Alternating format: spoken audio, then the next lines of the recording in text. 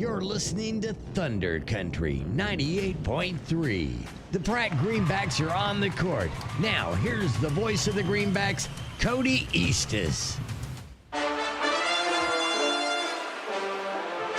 welcome to the Doug Ray Chevrolet pregame show live on Thunder Country. I'm Cody Eastis alongside Logan McAllister. A trip up north today as the Lady Greenbacks and the boys to follow will take on the Russell Broncos, a road game for the Lady Greenbacks. They bring a 1-3 record into this contest, matching up against the 0-4 Broncos. So coming into this matchup, the Lady Greenbacks hopeful to get back into the win column after a tough tournament week last week in that Cheney Cardinal Classic, where they found themselves Saturday playing in that fourth place game against an El Dorado team that seemed like they were gettable, and the Greenbacks had that lead late into the fourth quarter and couldn't hang on to it. Yeah, you know, they started off great, winning against Trinity at Trinity, and played a very tough Wellington team that is, like I said, very good. And like I said, we kind of had that game against El Dorado, thought we kind of had a good chance of winning it. We're up by 10 in the fourth quarter, ended up letting it slip away. But that's the way the game goes sometimes. So you got to flush it, forget about it, and start over again. You know, Hughes had a big game in that ball game Saturday afternoon, 15 points, and we finally saw her get hot from beyond the arc. Had 4 3-point buckets, 3 of those coming in the second half that gave the Greenbacks that lead. But it's something we've talked about a lot, is the youth of this team. It's a team that is going to cause some growing pains throughout the year, and maybe that was a sign of that Saturday, was seeing some of that youth. And you don't get the experience literally until you get the experience. It's one of those things that you can't fake and you can't replicate. You just have to go through it. Yeah, you know, sorry about that. Talking with the coaches afterwards and whatnot, you know, yeah, you're kind of seeing that. Maybe the youth come out in the fourth quarter, they're rushing some shots, trying to force the ball instead of, you know, working it around to kind of burn a little clock. But like I said, it's the youth, and it hopefully will pay off later. Now, this is a game we mentioned that is gettable for this Greenback team. Coach Tyson Revel of the Broncos, 0-4 on the season. He's got an inexperienced squad as well. The Greenbacks, their lone win coming last Monday against Trinity in the opening round of that Cheney tournament, 56-26 in that ball game, and then had a tough matchup against Wellington to follow that up on Thursday. And then Saturday, that 42-36 loss to El Dorado. Just going to take some growing pains for these girls. I don't know that I can say that phrase enough. I feel like I overuse it, but I feel like it's being correctly used, is that this is a young team. Just talking on the way up here with somebody telling them 3 freshmen in this lineup for Coach Stroyan, 2 of them starting. Emery Myers, we saw her get a lot of great minutes Saturday in that El Dorado game. Wouldn't be surprised to see her in this starting lineup tonight. And again, everybody's got to get those varsity minutes, and you know that as those girls get older and as the season goes on, you're only going to get better. Yeah, the only thing that you can hope for these freshman girls is they carry a little bit of the load to take the focal point off of Hope Hughes so much. I mean, she's the key that drives this team. Whenever she's hot, the team plays good. We seen it in that third quarter last Saturday when she got hot finally and was making some shots and got her back to normal. And like I said, it was just good to see her get to going again. It looks like we may take a break here for the national anthem coming up before we kick things off for the ladies game, scheduled for a 6 o'clock tip-off, and we are right on schedule. That junior varsity game prior to this, perfect amount of time. Everybody out there warmed up now, and I do believe we'll take a break here for the national anthem. We'll be back with more Doug Ray Chevrolet pregame show when we return.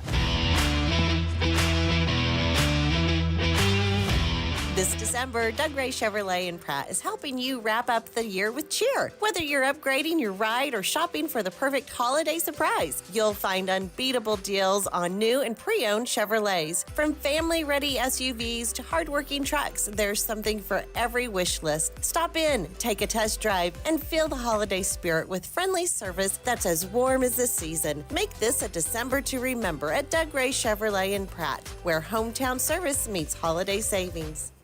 When it comes to your health, trust Grace Clinic and Urgent Care in Pratt, conveniently located at 920 East 1st Street. Grace Clinic proudly serves Pratt and the surrounding area. Family nurse practitioner McKaylee Kirby provides primary care, urgent care, and sports physicals, and is accepting new patients and walk-ins. Open Monday through Friday, except Tuesdays, from 8:30 to 6, and Saturdays, 9 to noon. Call 620-388-3086 today. That's Grace Clinic and Urgent Care, caring for your family close to home.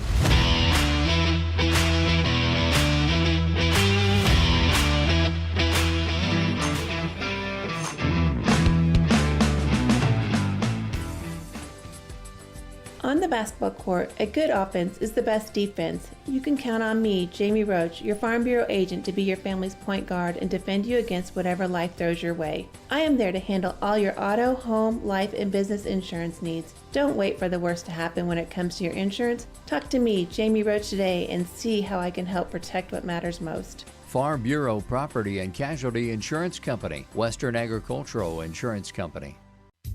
Clear, comfortable vision is one of life's greatest blessings. At Maydew Tebow Optometry, Doctors Troy Maydew, Seth Tebow, and Andrew Peaster are committed to helping you maintain healthy eyes and clear vision. Prevention and early intervention are the keys to your eyes, providing that clear and comfortable vision your entire life. Regular comprehensive eye examinations are essential in identifying conditions that can damage your sight. Call us at Maydew Tebow Optometry for an appointment today or visit us at maydewtebow.com.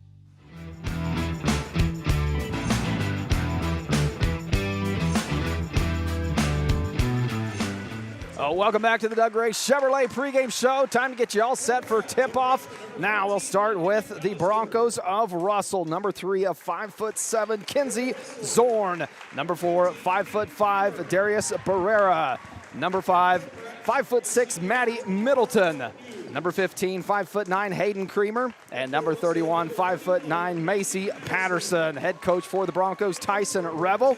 And for your Pratt High Lady Greenbacks, number 3, a 5'5" freshman, Emery Myers. Number 11, a 5'8" freshman, Johanna Forsberg. Number 12, a 6' junior, Dally Winklepleck. Number 14, a 5'10" freshman, Laken McAllister.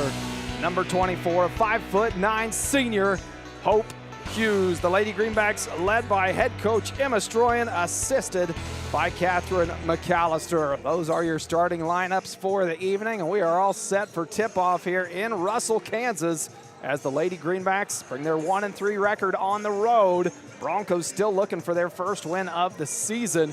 0-4 coming into this ball game. Now, they held a tournament here on Saturday, kind of like the Cheney tournament. A lot of schools have those early season tournaments, but apparently the ice up north here by I-70, they had to cancel a lot of those ball games, so not able to get a game in on Saturday that they were planning.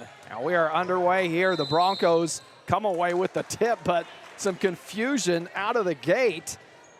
And Darius Barrera thought the Broncos were going the other way and quickly picks up a backcourt violation, so the Greenbacks will get it right back. The Hope Hughes and the Greenbacks going right to left on your radio dial. This game also being live streamed on Eastus Media Facebook and Eastus Media YouTube as well. A lot of different ways you can watch the broadcast tonight. Broncos get the steal, come back the other way. Opening shot off the mark, and Hope Hughes pulls down a rebound for the Greenbacks. Be nice to see this Greenback offense settle in early, and right away they do. Didn't catch who that bucket was. Winklepleck. It was a good look in from Forsberg. McAllister with the steal on the left-hand side. And Winklepleck had a great game Saturday over in Cheney. She had a good Cheney tournament that whole week, that stretch of 3 ball games. Winklepleck really had a good stretch of 3 games for the Greenbacks. We had her down even for 12 boards on Saturday, which was good to see her down there battling. The Greenbacks get it back after the steal from McAllister. Set it up. Hughes off the inbounds, wants that wing 3 out of the corner. Short, but Forsberg to clean it up. Can't finish with the putback. Broncos pull it down. Zorn on the rebound. The Broncos offense back the other way. Into the corner, Zorn picked up by Winklepleck, and player on the court. Like a push from behind, but no whistle. Just some contact down low, and it'll be turnover Broncos. Ball going back to the Greenbacks. Yeah, Pratt playing their matchup zone that they've been playing all year so far tonight, and the Broncos are coming out kind of in a 3-2. Forsberg, top of the key, finds Myers, right elbow, kick out. Hughes gonna try a three. That one again, just short iron, but Forsberg crashing the boards, puts it back for two. And the Greenbacks on top, 4-0. Force a timeout from head coach Revel with 6:36 to play. Greenbacks lead at 4-0. Yeah, that's a good start that you want to see. Being aggressive, attacking the boards there, and it's a great putback by Forsberg. Greenbacks off to the hot start. Second chance opportunities. Hughes is trying to get hot early behind the perimeter. Hadn't got one to drop yet, but the Greenbacks have been able to clean him up for a couple points and take an early lead, 4-0. Two from Forsberg and two from Winkelpleck. I think Coach Revel just wanting to get his girls settled down and maybe fired up at the same point. The Broncos coming out of that timeout, going left to right on your radio dial. Berea bringing the ball up the court, swings it into the corner to Middleton, and the Broncos can't handle it. Tipped out of bounds. It'll go back to the Greenbacks. Haven't really seen an offensive set put together yet from this Bronco team on offense. They've had trouble getting that offense set up and ran through. Greenbacks on the other side. Kind of doing a 4-out, 1-in. Hughes going to drive baseline in the corner. Now triple teamed, tied up, and a jump ball. It'll stay with the Greenbacks.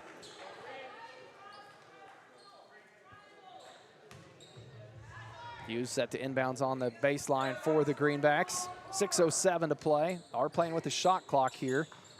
Russell put that in the offseason. Greenbacks get it in, find McAllister on the far perimeter. Nice baseline drive, too strong on the shot. Now fighting for the rebound, but it's the Broncos that come away with it.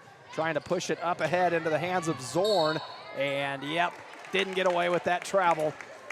Got going a little too quick. Thought she was out in front of the Greenback defense, but didn't like it and was waiting for the rest of the offense to catch up. And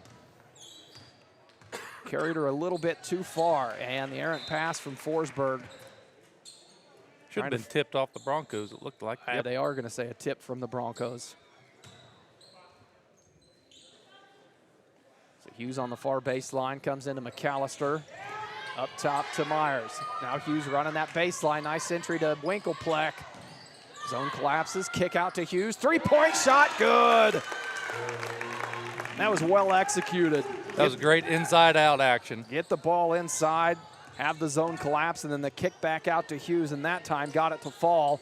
Her first three-point bucket of the evening. Broncos back the other way. Patterson up top, swings it over to Barrera. Now Zorn comes and gets it in the corner, tied up on the court. McAllister with a hand on it. Zorn able to get rid of it. Entry pass and jump ball. Jump ball down low. Hope Hughes, a good job to get a hand up on that shot. Yeah, she did a good job there by just keeping her hand straight and not bringing it down. If she would have brought it down, they probably would have called a foul.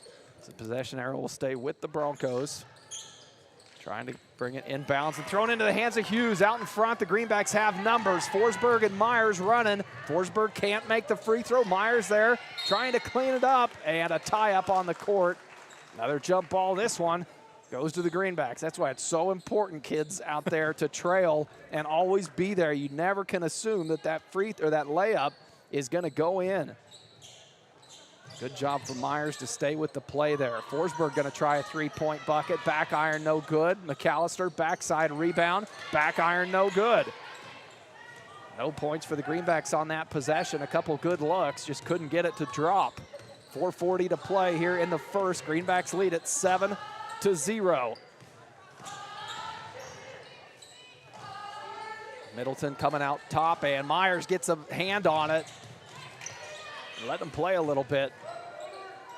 Now Zorn gets it back. Kick out, corner three on the way. Doesn't hit anything and tipped out of bounds. It'll go to the Greenbacks. And the first substitution of the night comes from the Greenbacks, as senior Addison Sowers will check into the ballgame for Emery Myers.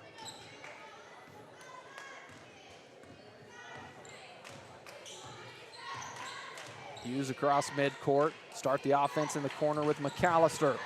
Sowers trying to post up, but McAllister gets the ball tied up, and the Broncos on the court trying to keep it, and finally a jump ball. It'll go to the Broncos. Got trapped on the court there, didn't know what to do with it. Yep, just got to be stronger with the ball. 4:06 to play in the first quarter. Greenbacks 7. Broncos still looking for their first bucket. They trail it 7-0. Back the other way, Hughes able to get a hand on that ball, and another tie-up. Boy, a lot of jump balls in this first quarter. Number 5. I don't have a stat column for that. 3:55 to play, showing on the game clock. It'll go to the Greenbacks. That jump ball, Hughes going to bring it up the court. Pushes it up to McAllister. Hughes on the cut, gets it right back. Can't finish. Winkelpleck backside, can't finish. Both shots just sailing over the rim. And Forsberg trying to rip it away. Can't get a putback to go. A lot of contact, no whistle there. And again, looked like the ball was tied up, but no whistle. And thrown out of bounds on the other end. They're going to say tipped off of Sowers. It'll stay with the Broncos.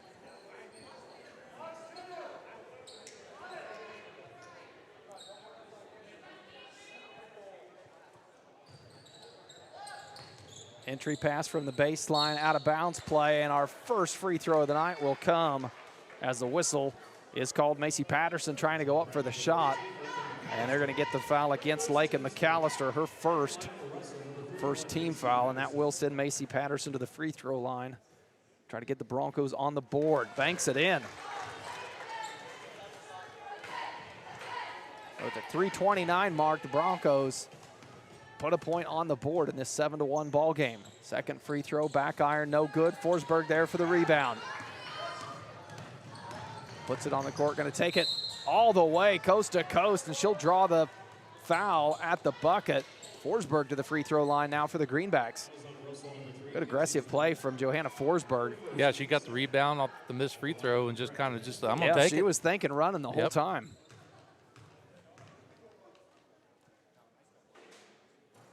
First free throw rattles in.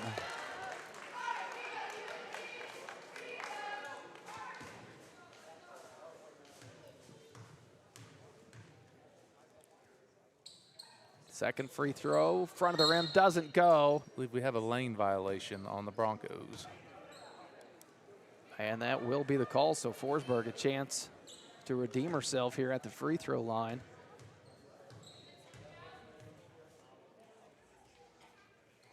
Shot on the way, good.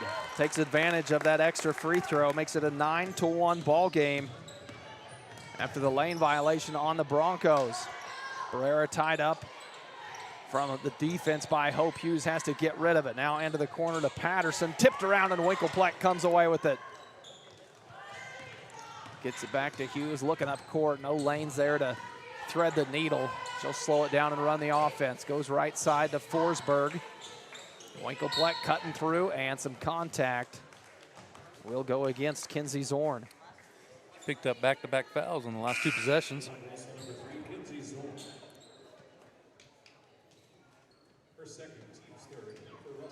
Second foul on Zorn.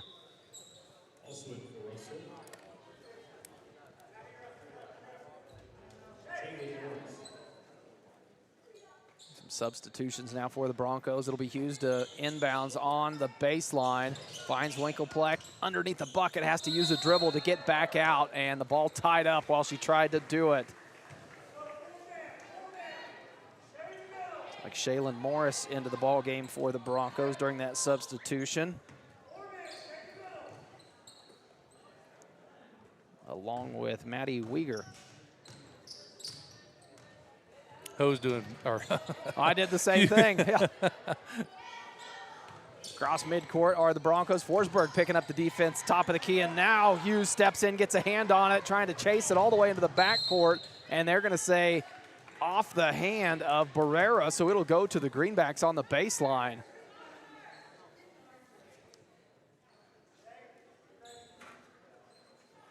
Entry pass, Forsberg, jumper from the baseline, good. Nice set shot from Johanna Forsberg. She leads the way with 6 points for the Greenbacks. They lead it 11-1 at the 2:29 mark. And on the other end, a 3-point bucket. By Weeger. Maddie Weeger checks in and makes a big bucket. 11-4 your score, 2:10 to play here in the first. And the entry pass jumped in front of by Morris. Broncos come away with the steal. The Middleton up the court, swings it far side to Barrera. Well, late whistle as Sowers trying to front that pass, knocked it away, but then the whistle came. Sowers picking up her first foul, and Emery Myers checking back into the ball game for Lakin McAllister.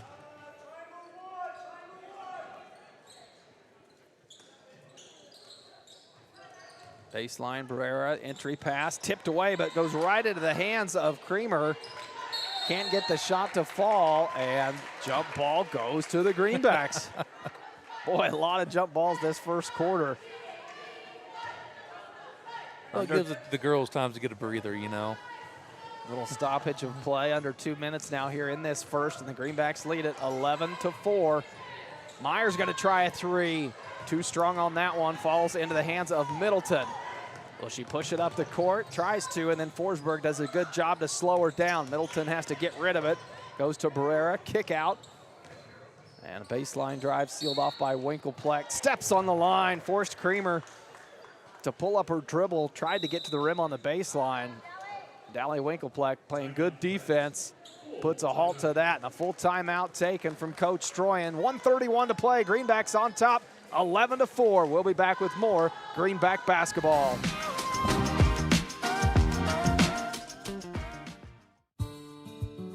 This is Terry from Gatlin Meckler's Pharmacy.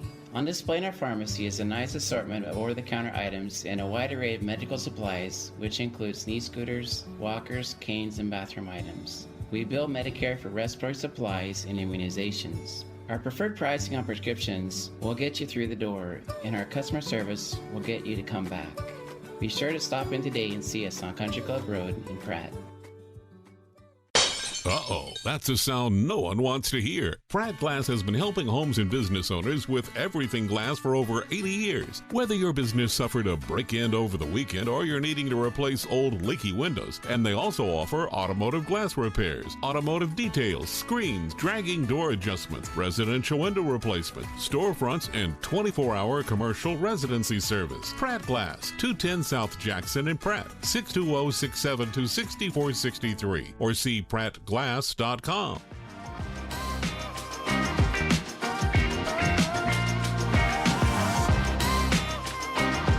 Welcome back. First quarter action, 1:31 to play here in the opening quarter, and the Greenbacks on top 11-4. It'll be the Greenback ball coming out of the timeout. Forsberg into Winkelpleck. And a turnover down low, puts it back in the hands of the Broncos. Yeah, we've seen that a couple times where they've tried to go baseline and just kind of pick the dribble up, and they stop in that no man's lane where you're easy to get trapped and then have nowhere to go with the ball. So it'll be the Broncos coming back the other way. Corner baseline drive, tried the high post entry pass, but Forsberg jumps in front of it. Back the other way for the Greenbacks. Gonna pull up from the left elbow, almost falls. Sowers tipping it around, trying to keep it alive. And the jump ball comes. It'll go to the Broncos this time.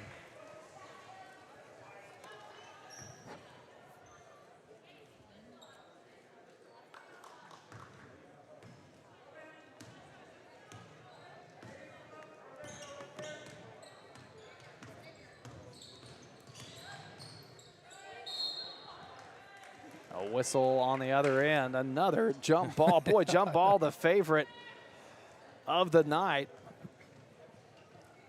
Been letting them play a little bit, but anytime that ball gets remotely tied up, you're seeing it come in with the jump ball call. So the Greenbacks with 39 seconds to play. There is a difference between the shot clock and the game clock of about 10 seconds. Winkelpleck on the perimeter. Back out to Myers to set up the offense. Comes to Forsberg and slips through her hands out of bounds. It'll be a turnover on the Greenbacks.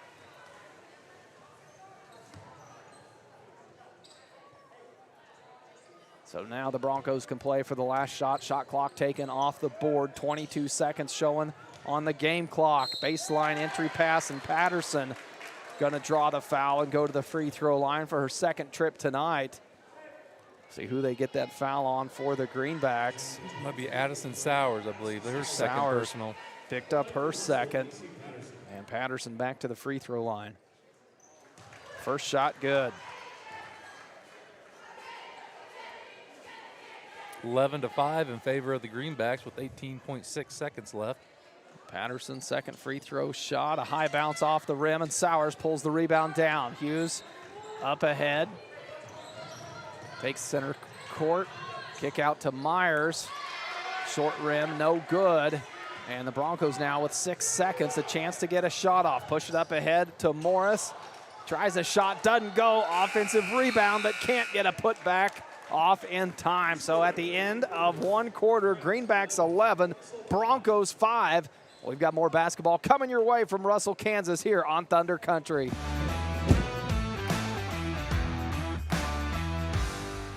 It's a fact. A custom cow mineral does not have to cost more. Actually, it might be just what you need to improve your cow herd. The friendly and helpful professionals at Extra Factors and Pratt are available to sit down and discuss your operations needs and goals. From custom protein supplements and liquid protein to bulk commodities and possible mineral formulation. Find it all at Extra Factors. Call 620-672-5616 and speak with Levi Macbeth for all your nutritional needs. Extra Factors. We put the extra into cattle nutrition. This is Jeff and Jared at Intergreen Services, proud supporter of the Pratt Greenbacks. Around here we say one call fixes it all.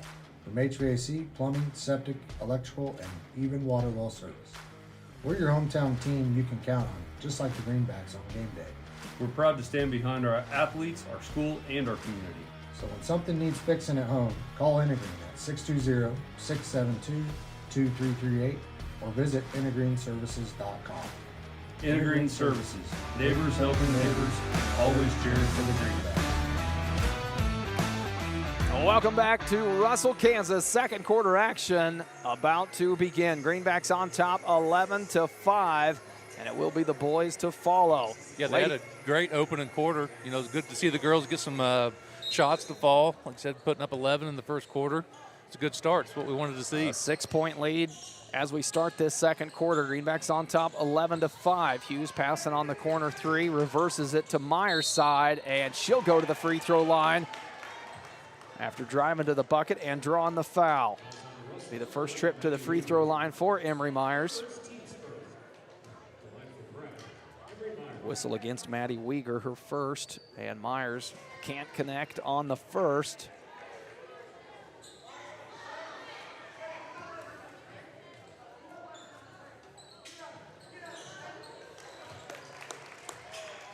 Myers converts her second free throw.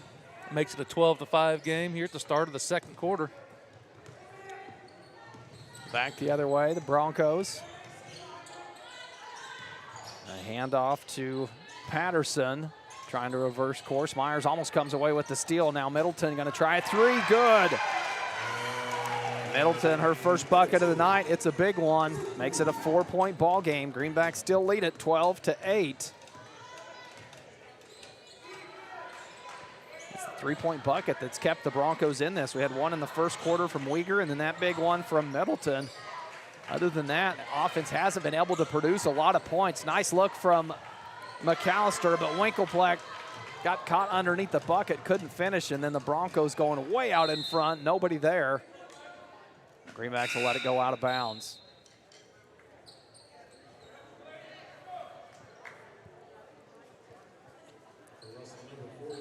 7:05 to play here in the second quarter.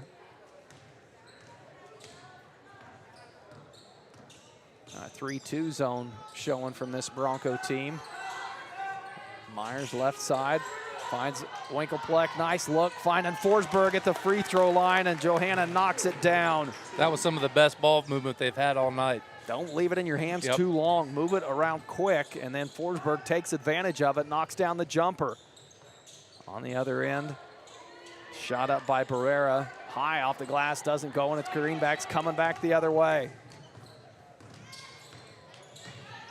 Hughes trying to keep this on the quarter self. Sealed off on the baseline. Kick out. Forsberg with the hot hand. Misses the three-pointer, but Winklepleck keeps it alive for the Greenbacks. McAllister, a nice baseline drive and just can't finish. Good look from Lakin. Hit both sides of the rim, just did not drop.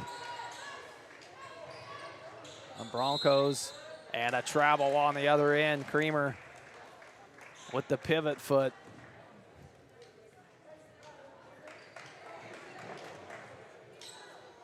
.606 to play here in the second. 14-8, your score. Greenbacks on top.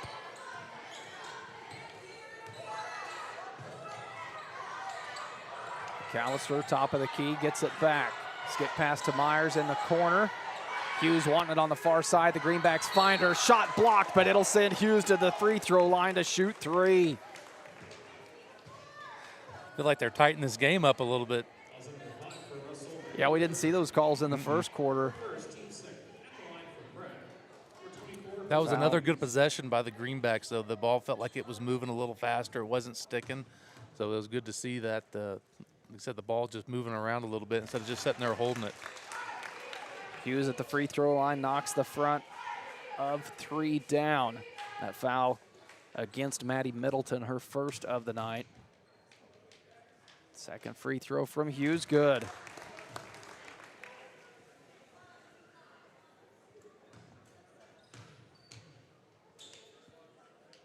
Third free throw from Hughes off the front of the rim, tipped out of bounds, and they're going to say off the Greenbacks, it'll go to the Broncos. The two free throws by Hughes puts the Greenbacks on top 16-8. 5:40 to play here in the second. Brera dribbled into the corner, now has to get rid of it. Patterson tipped out front. Forsberg racing her down for it, comes away with it, an open layup, and converts. Johanna Forsberg with 10 points. Having a great first half, offensive and defensively. That one was all from the aggressive play, and that pass sails out of bounds from Patterson. Greenbacks will get it back. Now a substitution as Jalen Morris checks back into the ball game for Creamer.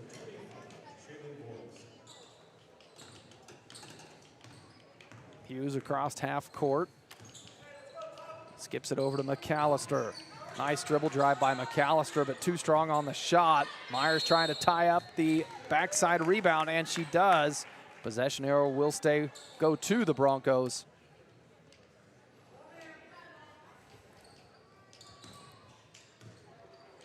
.502 to play here in the second quarter. 18-8. Greenbacks sit on a 10-point lead.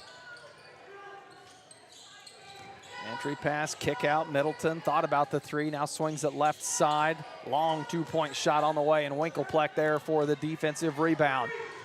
Hughes up ahead to Myers. She'll attack it left side, goes through some contact, no whistle, and the Broncos pull it down.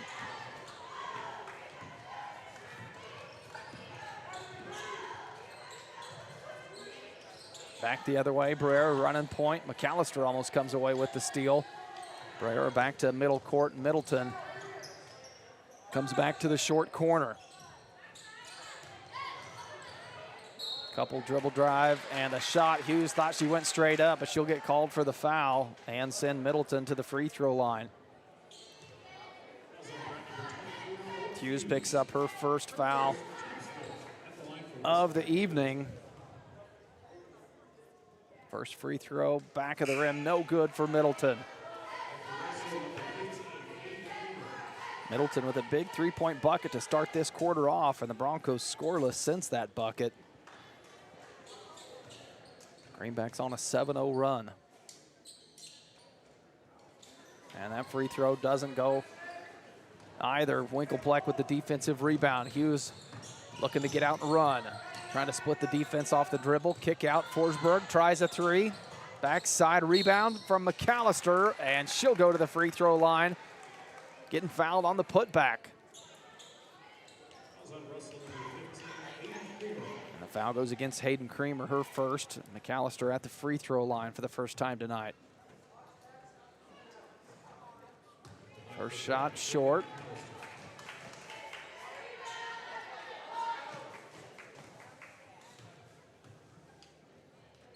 Second free throw on the way, got that one to go. McAllister goes 1 of 2 at the free throw line and puts the Greenbacks on top 19-8 at the 4-minute mark of the second quarter. On the other end, Broncos working it around the perimeter. Now baseline to Creamer, gets rid of it. But double teamed at the elbow. Morris needs some help, and the Greenbacks tried to get the steal, but couldn't save it before it went out of bounds. It'll stay with the Broncos. Brera to inbounds on the baseline. And Forsberg jumps in front of that, tips it to Winklepleck. Greenbacks come away with the steal. Winklepleck gonna keep it herself, bring it up the court. Now swings it to Hope Hughes. Hope gonna try a deep three, just short.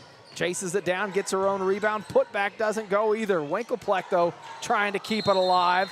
And the jump ball comes. It'll keep it with the Greenbacks. That was a great hustle by Hughes there. She knew it was short off the hand, and she just followed her shot in and got it.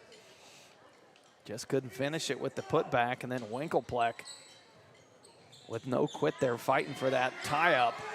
Hughes gonna try another one from the corner again, short. McAllister on the baseline keeps it alive. Hughes slashing to the paint, gets it, spin move, shot up, good. Good job by Hope Hughes just to move without the ball and get that pass. Yeah, she attacked the middle of that zone where you want to go, and she capitalized on it. And Forsberg on the other end jumps in front of that pass, coming back an open lane to the bucket, and lays it in for two. Boy, you were holding your breath on that one. As it kind of hung on the front of the rim a little bit. On the front of the rim, but eventually it dropped and puts the Greenbacks on top, 23-8. Timeout taken by Tyson Revel. And we'll take one with him. Be back in 60 seconds. Are you interested in building a new home or remodeling your current one? If so, give J.A. Knight & Sons a call today. This is Chase Scully with J.A. Knight & Sons, and we are the area's premier general contractor and have been serving the Pratt and surrounding area for over 50 years with superior quality and attention to detail. We specialize in high-end residential and commercial construction and have now expanded our services to include pre-engineered metal buildings. J.A. Knight & Sons is a proud supporter of Greenback Athletics and would like to help turn your next dream into reality. Exceptional dentistry, right in your neighborhood. At Pratt Family Dental, Dr. Carson Hopkins and Dr. Stephen Coons are here to keep your smile healthy and bright. From routine cleanings to advanced care, our team has the expertise and technology to handle all your dental needs with comfort and confidence. Because at Pratt Family Dental, it's not just about teeth, it's about family, trust, and smiles that last a lifetime. Call today to schedule your appointment with Dr. Hopkins or Dr. Coons. Pratt Family Dental, where exceptional care meets friendly faces.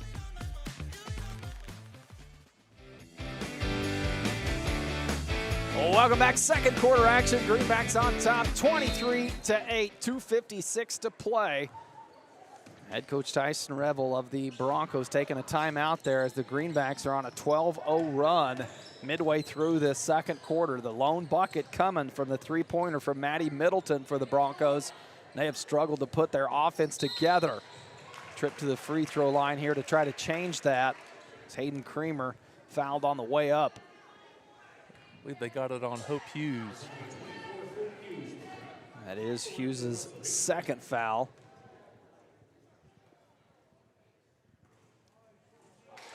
And Creamer able to get the first one to drop. Puts an end to that 12-0 run from the Greenbacks at the free throw line, but as far as the offense goes for the Broncos, they still don't have an answer of putting together a clean set that turns into points.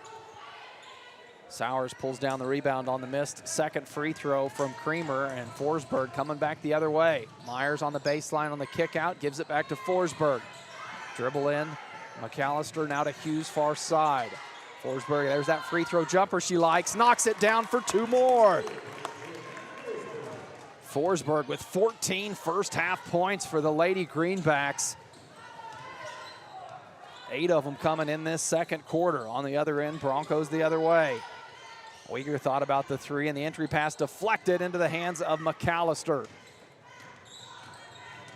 Hughes running the offense right side. See if the Greenbacks take advantage of the hot hand from Forsberg. Instead, the entry pass to Sowers, and Sowers gets on the board with two. 27-9, Greenbacks lead at 1:45 to play here in the second quarter.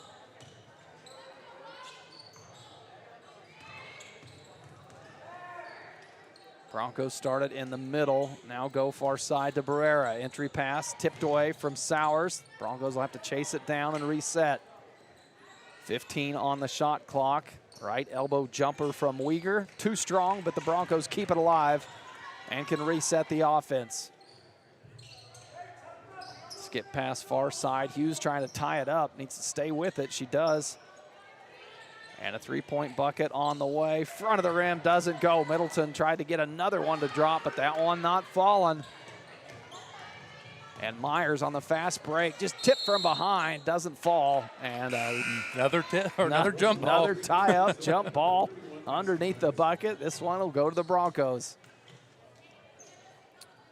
27-9 in favor of the Greenbacks with exactly 1 minute left in the second quarter. 60 seconds to play before we complete this first half, and it has been all Greenbacks. Broncos trying to put something positive together here to close out the half. Into the far corner. Now up top. Patterson gets it back. Drive high off the glass, too strong. Box out, keeps it alive for the Broncos. 3-second difference between shot clock and game clock. Into the corner, Hughes almost tips it away. Broncos, dangerous passes here, and a whistle top of the key. Myers will be called for that one. Be her first team third foul. 25 seconds showing on the game clock. Give and go off the inbounds. Middleton gets it back, but needs some help. Patterson comes out to get it, picked up by Myers. Goes back to Middleton, entry pass, good. Kinsey Zorn able to cap off that offensive possession. 5 seconds on the clock for the Greenbacks. In the hands of McAllister. Sowers down low, turns, shoots. Good at the buzzer. Addison Sowers answers the bucket back and puts the Greenbacks on top, 29-11 at the halftime mark. Stick around, we've got the Uptown Cafe Club DS halftime show when we return. Are you a sports fan looking for a great place to grab a bite to eat? Look no further than Legends Cafe, located in Pratt, Kansas, on Highway 54. Legends is open 6 days a week and serves up mouth-watering burgers, fresh salads, hearty sandwiches, and much more. And don't forget about their daily specials. Legends is proud to support Greenback sports and all the local teams. So whether you're celebrating a big win or just need to refuel after the game, Legends has you covered. Come on down to Legends, and we'll take care of the rest. At Timish Electric, we light up your world with reliable and efficient electrical services. Our team of skilled and certified electricians is dedicated to providing top-notch service for all your electrical needs. From residential, commercial, or industrial needs, we ensure your electrical systems are safe, reliable, and up to code. Contact us today at 620-672-9334 to schedule a consultation. Timish Electric, proudly serving Pratt and the surrounding areas electrical needs for over 25 years.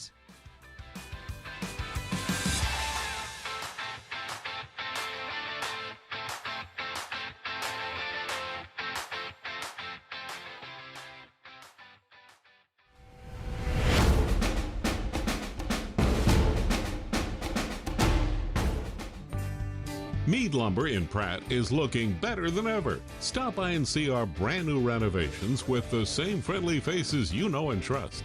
Whether you're tackling a big project or just need supplies for the weekend, Mead Lumber has you covered with quality products and expert service. We're proud to be a part of this community and even more proud to support the hardworking athletes of Pratt High School. Mead Lumber, building relationships, building Pratt. It's the most wonderful time of the year at BTI John Deere. All December long, we're spreading Christmas cheer with holiday open houses at all 6 BTI locations. Bring the family, enjoy the fun, and don't forget, all in-stock John Deere toys are 15% off this month. For dates and details, visit our Facebook page or btiequip.com. From our BTI family to yours, Merry Christmas and Happy Holidays.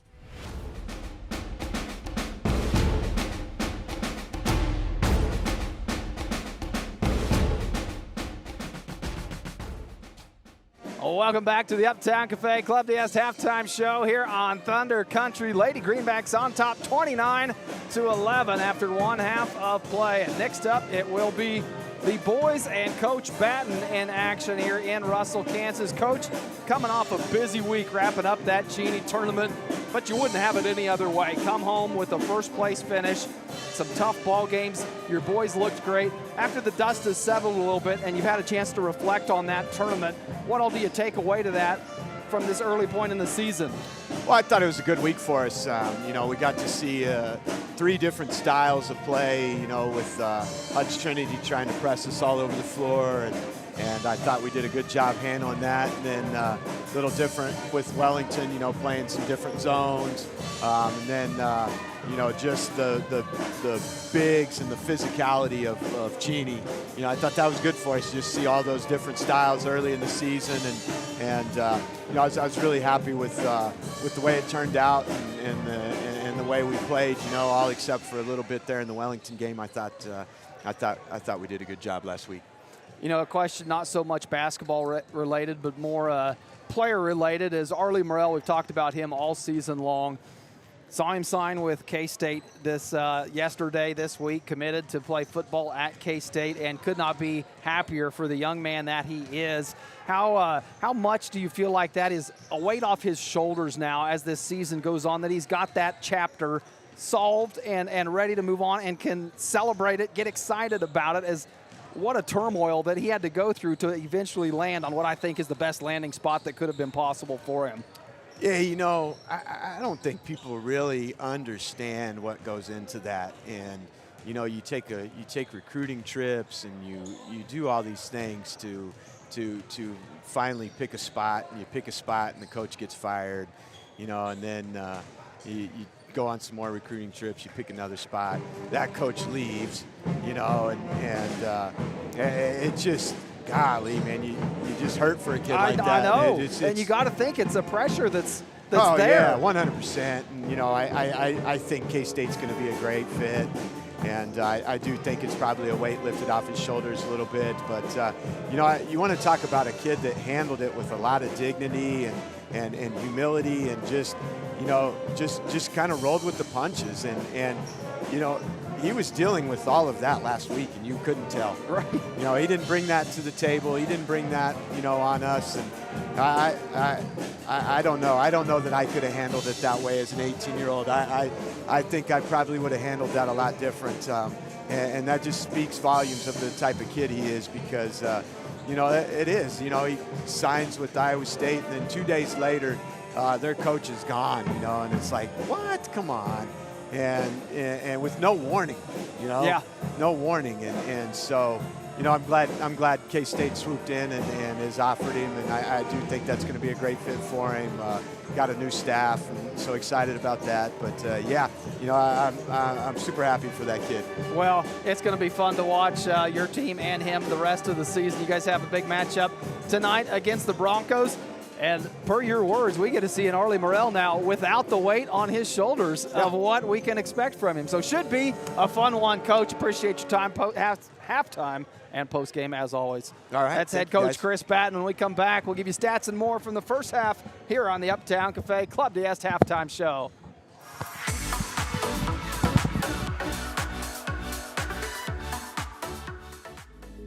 For your fine dining experience, be sure to stop at Club DS in downtown Pratt, Western Kansas's premier steakhouse for over 50 years. They'll serve you the best with their friendly, attentive staff and home-cooked meal you desire. Also offering a full range of entertainment with live music and karaoke weekend nights. So come for food and stay for fun at Club DS in downtown Pratt. Open 7 nights a week.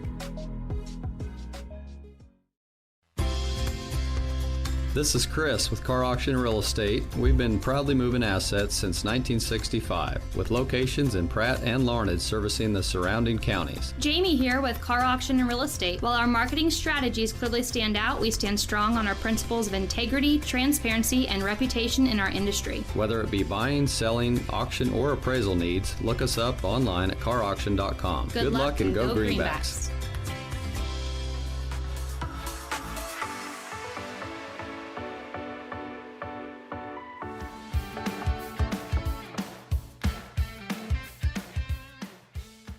Escape Escape into your ultimate outdoor getaway with the help of Uni Landscapes, your local full-service landscape design and construction company specializing in landscapes, hardscapes, patios, sprinkler systems, water features, and snow removal services. They create your dream space by incorporating design elements unique to you and your family. Uni Landscapes serves Pratt and the surrounding area and is open Monday through Friday. Call 620-672-3301 to transform your outdoor space today. Visit Pratt this holiday season, where small-town charm meets big holiday fun. Shop unique local boutiques, dine at your favorite hometown spots, and stay a while to soak in the season. Explore our museums, cruise through the magical Lemon Park lights, and make plans now for the New Year's Eve dueling piano show at the Pratt Municipal Building. For all the details on holiday events and activities, follow Visit Pratt on social media.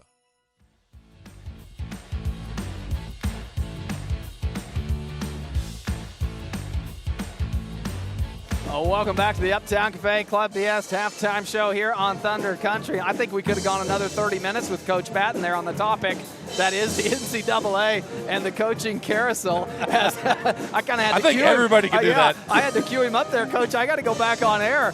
He was ready to keep going, but talking again about Arlie Morrell and just that signing commitment to K-State. Coach Klein making that offer, his first offer coming in as the head coach of the Wildcats. How neat is that to see now the hometown kid staying in-state, going to play for the Wildcats, and like Coach said, a huge weight lifted off the shoulders in that decision process, and just the way that Morrell went through it the third time has got to be the charm. You know, he touched on it a little bit of being 18 years old and be able to handle it the way he did. And like I said, that's a huge compliment on Morrell on what kind of kid he is. Yeah, looking for him to do great things in this post-high school career. But back to the Lady Greenbacks action. Johanna Forsberg, the big first half for the Greenbacks. 14 points in that first half for the freshman. Hughes had 7, Sowers with 4, McAllister with 1, and Winklepleck with 2. And the Lady Greenbacks with a 29-11 lead to start this second half. On the court for the Greenbacks to open this half up, it'll be Forsberg, Hughes, McAllister, Winklepleck, and Myers. And the same starting 5 out for the Broncos. Zorn, Barrera, Middleton, Creamer, and Patterson on the court. It'll be Greenback ball going left to right on your radio dial. As a reminder, we're all streaming this ball game on Eastus Media Facebook as well as Eastus Media YouTube channel. Whatever's easiest for you to pull it up at home or on the road. We appreciate you tuning in. Greenbacks on top 29-11 after a big first half. And honestly, a half that margin I felt like could have been bigger. There were some buckets that the Greenbacks missed out on. Yeah, they had plenty of open looks and, good shots. Really nothing was forced. They just weren't falling yet. I'm really glad that Forsberg had a hot hand in that first half, and hopefully she continues in the second. Hughes knocks down 2 free throws early in this quarter to make it a 31-11 ball game. Puts the Greenbacks on top by 20. Broncos back the other way. Patterson picked up by Hughes on the left wing. Entry pass down low, doesn't go. Forsberg there for the defensive rebound. She picks up her 5th rebound of the game. Swings it to McAllister, left side, finds Myers. Doesn't like the look to Forsberg in the corner. Going to reverse it to Hughes, top of the key.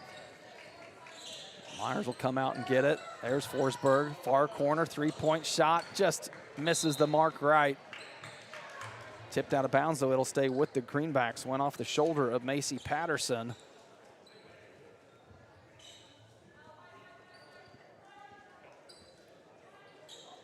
Hughes comes near side to inbound. Finds Winklepleck on the low block and tried to pivot, but took an extra step.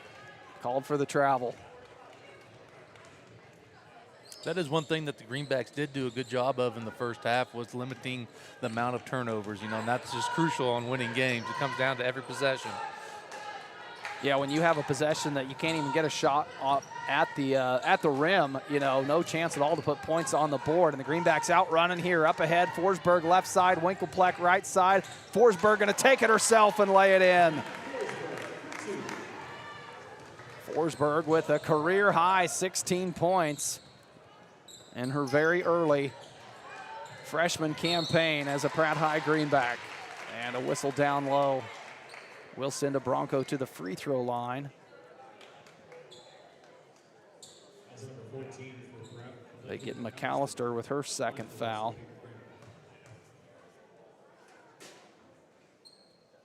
And first free throw by Creamer goes. Creamer's only points of the night have came at the free throw line, at her second.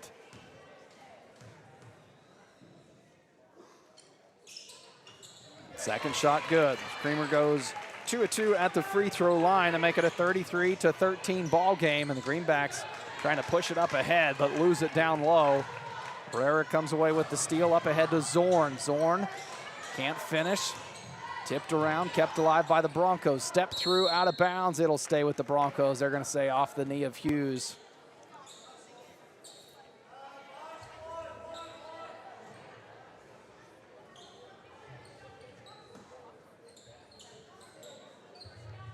Pereira to inbounds, goes high up top to Patterson. Kick out on the wing, right corner three from Middleton. Gets her own long rebound. And the Bronco offense will reset. Skip pass into the corner. Patterson baseline drive and throws it into the hands of Hughes. Now Hughes wanting to get out and run. Winkelpleck up ahead, but stripped from behind. Middleton came running in at the last minute and saved a bucket by the Greenbacks. I think the halftime talk from coach was maybe get out and run a little bit, because there was, I think there was 3 Greenbacks out in front of the Broncos defense right there. Hughes inbounds on the baseline, goes up top to Myers. Myers into Winkelpleck. Winkelpleck will go to the free throw line after she draws the foul in the paint.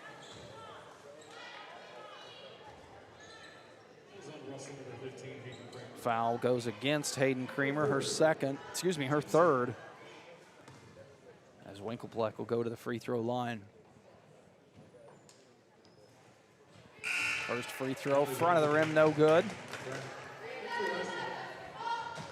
Substitution for both teams as Sowers will check into the ball game for the Greenbacks.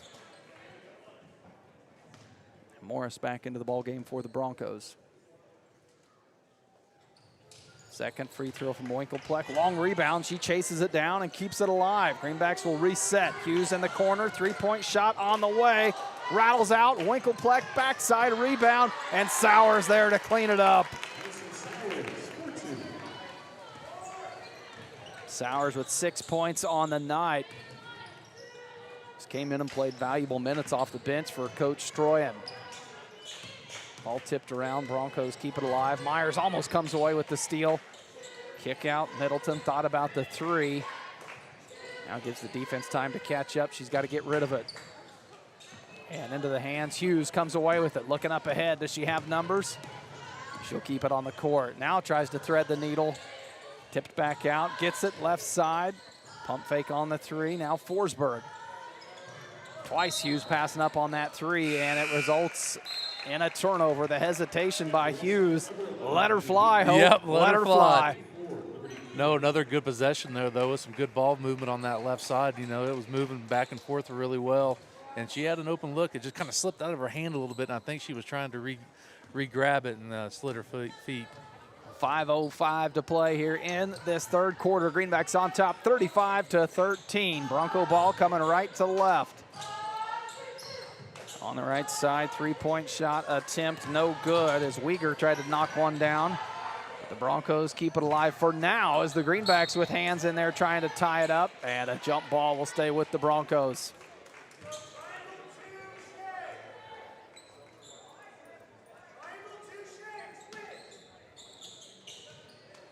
Pereira inbounds, goes up high to Morris, and Forsberg there pulls it down. She's out front running and hit hard on the layup. She'll go to the free throw line.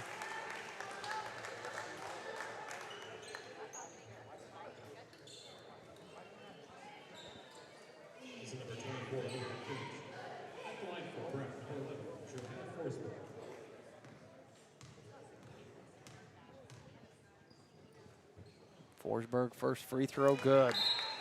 Continues to add to that total. Forsberg with 17 on the night.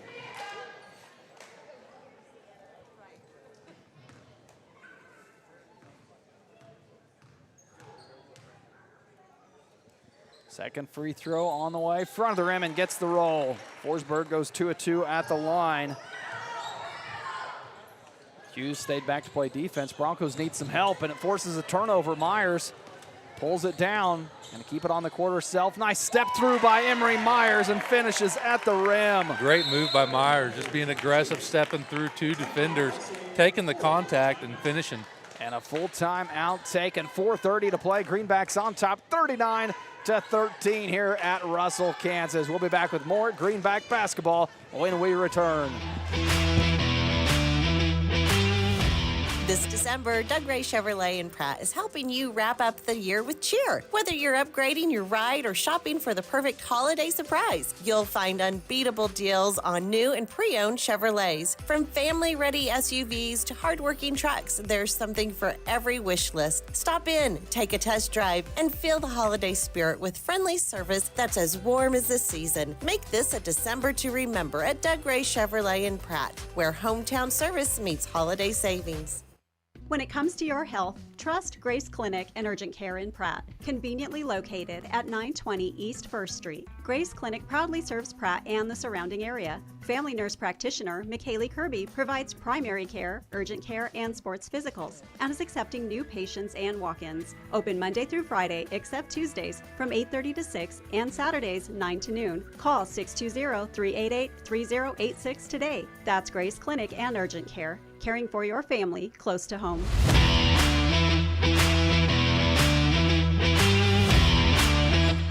Welcome back. Third quarter action, 4:25 to play. Greenbacks on top, 39-13 with a commanding lead here against the Broncos. And the tie-up forced from Emery Myers. Jump ball will go to the Greenbacks. A lot of jump balls in this ball game. Greenbacks, though, have been able to take advantage of it on the offensive end to a tune of 39-13. Hughes off the dribble. Winklepleck calling for it. Skip pass to Myers on the baseline. Dribble drive too strong. Sowers trying to chase it down, and it'll go to the Broncos. The leading scorer for the Greenbacks, Johanna Forsberg, 18 points on the night. And she gets herself a breather now as Taylor Foster into the ballgame for the first time. And a shot off the head, a miscommunication there. Morris, not expecting the pass, was coming up to set the screen. Kind of caught that one straight on. Yeah. Results in a Bronco turnover.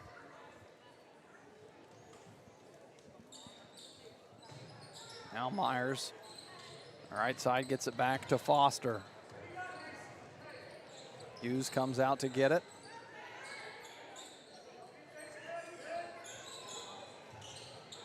Foster working off the screen. Gets it tipped around and goes back to Myers up top. Myers picks up her dribble. Hughes cutting to the bucket.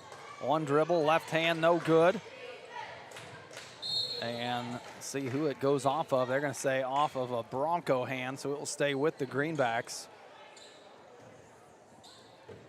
3:23 to play here in the third.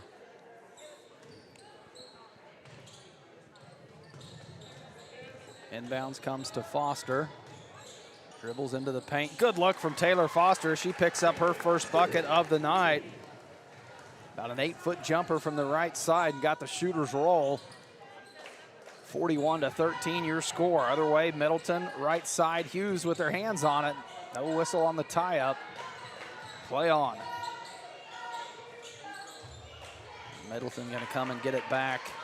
She seems to be about the best ball handler for this Bronco team. Entry pass down low to Patterson.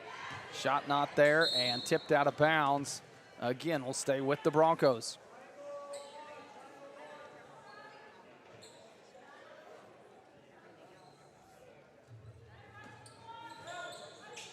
Brera to inbounds. And a tie-up on the inbounds. Myers comes away with the loose ball, trying to use that speed out front. A lot of contact, and Emery Myers will go to the free throw line. Yeah, great job by Myers there, keeping her head up and going strong. Instead of going away from the basket, she went towards the basket and drew the foul. Earned herself a couple free throws here with that hustle play. So Emery Myers at the free throw line. First free throw on the way, good.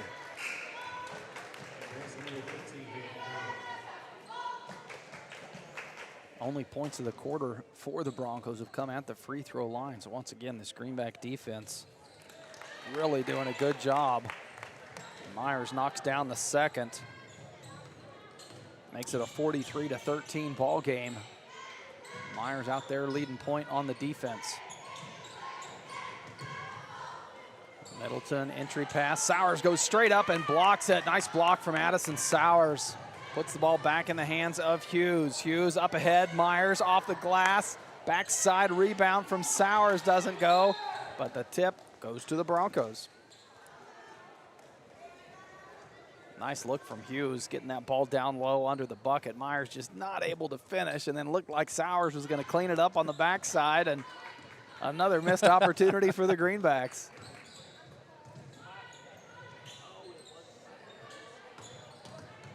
Middleton, top of the key on the other end. Now Patterson can't decide what she wants to do, and Hughes says, I'll just take that. Up ahead to Myers. Running the left side, uses her body to get back to the free throw line. Myers has been out in front 3 times in this last couple possessions. Has really done a good job when she sees the ball, looking like there's a transition opportunity to get out and run. Yeah, she's done a great job with that, and yet again she went into the defender instead of going away for it to earn her a couple shots at the free throw line, and that also makes Hope Hughes 5th steal of the game. Myers not able to connect on the front end. Second free throw good. Myers goes 1 of 2 at the free throw line. She's got 5 points in the night, all 5 of those coming in this third quarter. Back the other way. Greenbacks come away with another steal. Foster up ahead to Hughes. Does Hughes have enough room? High off the glass. Doesn't get it to fall, but Hughes will make a trip to the free throw line.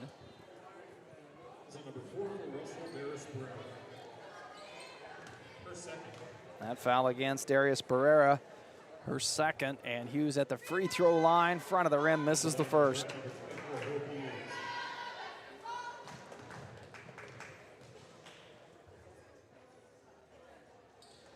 And second free throw drops for Hope Hughes. Hughes with 10 points on the night, 5 of those coming at the free throw line. And Hughes a little too close on the contact here on the other end. Picks up, I believe, her 3rd foul. That will be the 3rd on Hughes, but the Greenbacks 45-13 with 1:31 to play here in this third quarter. I would say the outcome of this ball game has been determined at this point. It's just how do you finish it off? Yeah, you want the girls to kind of keep their intensity up and not, lag and get into that lull. Prout came away with a steal on the other end. Myers playing good defense up top. High post kick out. And Middleton goes baseline.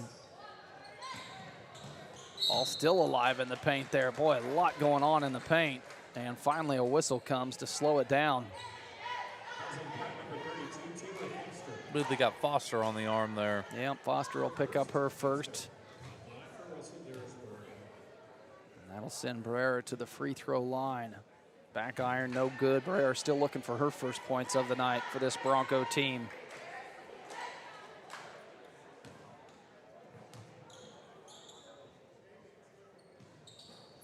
Second shot doesn't fall. So Barrera 0-2 at the free throw line. Now Hughes looking up ahead to run the offense. Gonna keep it herself. Left hand floater off the glass, good. Hughes with 12 on the night, puts the Greenbacks on top 47-13. Tie up in the corner. Broncos able to reverse it. Middleton on the right side. Winkelpleck with a hand on the entry pass. Back to Middleton. Foster almost jumped on that one. Greenbacks running a 2-3 zone, and Myers on the wrist there, going to get called for the foul.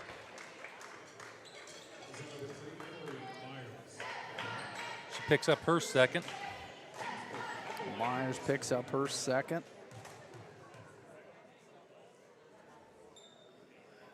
Free throw on the way, rattles out. Boy, the Broncos just can't get a bucket to fall.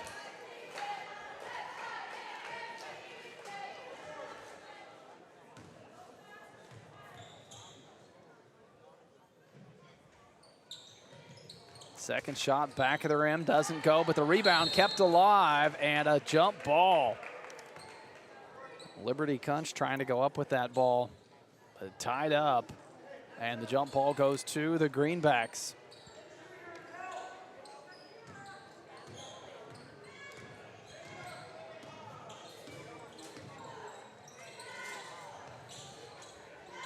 Foster taking a look at the clock. No shot clocks. 15 seconds showing on the game clock. Now Hughes into Sowers. Backs her way in. Off the glass. Too strong. Winkelpleck trying to keep it alive. But it's Barrera that comes away with it. Up ahead. Zorn, does she have time? Looks at the clock. Hard off the glass. Doesn't go. Had to get rid of it early. And the Greenbacks lead at 47-13 as we head to the fourth here on Thunder Country.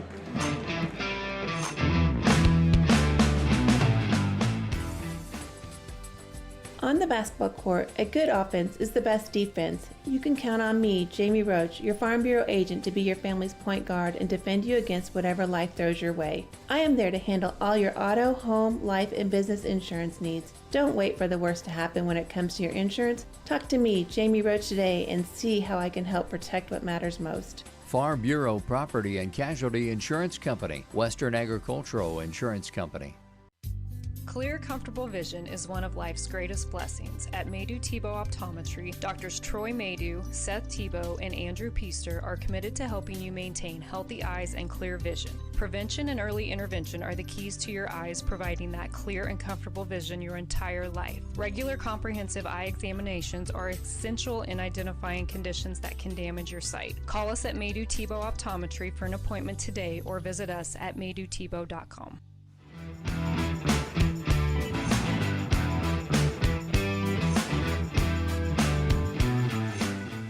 Welcome back. Fourth quarter action begins here on Thunder Country, and the Lady Greenbacks, by all accounts, looking like they're going to come away with their second win of the season, on top 47-13. It'll be Bronco ball coming out of the quarter break, and Hope Hughes jumps in front of that one for another steal, her sixth of the night. Up ahead finds Foster in the corner. Now back up top to Forsberg. It's been Forsberg and Hughes with the hot hands. Hughes going to test it from the corner. And it falls short. Ball on the court, fought for, and a loose ball tie-up will go to the Greenbacks.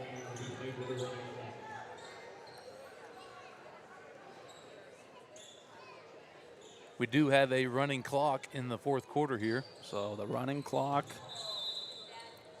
will make this fourth quarter go by quite a bit quicker. As we say that, the clock stops.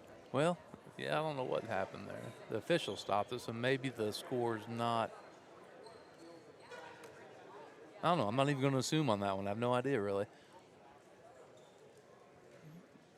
As one of the officials having a conversation now at the scorer's table, getting things sorted out. Well, now it's running again.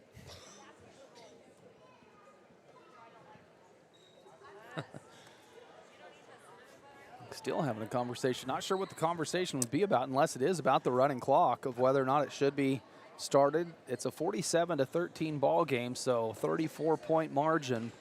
And that's what we were talking about during the break, was whether it's 30 or 35 for the running clock. Hughes off the inbounds, going to pump fake after getting it back. Nice dribble drive. McAllister there with the offensive rebound. Kick out. Foster going to try a three. Got it to go. Taylor Foster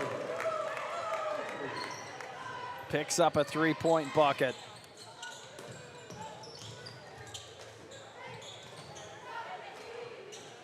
On the other end, Broncos once again struggle to put the ball through the hoop, and the Greenbacks come away with it. 6:45 with a running clock and counting. Greenbacks on top 50-13. Greenbacks swing it right side. Hughes going to dribble back top of the court. Reset the offense. Gives it to McAllister, right side. She'll dribble in. Kick out. Hughes going to try a three. Short. Boy, she's just missed a bit short all night long. Usually makes you think the legs aren't there, but Could have been that busy week last week for the Greenbacks. And on the other end, the Greenbacks come away with the defensive rebound. Foster, after getting across midcourt, going to back it out, slow things down.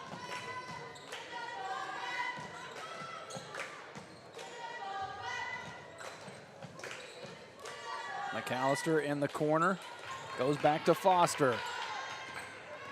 Now Forsberg working at left side. Entry pass to Sowers, jumped in front of. And Patterson comes away with the steal.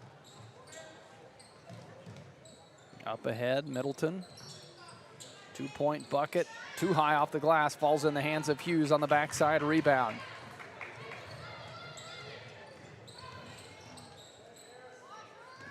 Greenbacks will reset with Taylor Foster up top, and that pass looking for Forsberg, but thrown right into a Russell defender. Now it's the Broncos out front running, but they can't take advantage of it. Tipped out of bounds off the hands of McAllister. It'll stay with the Broncos.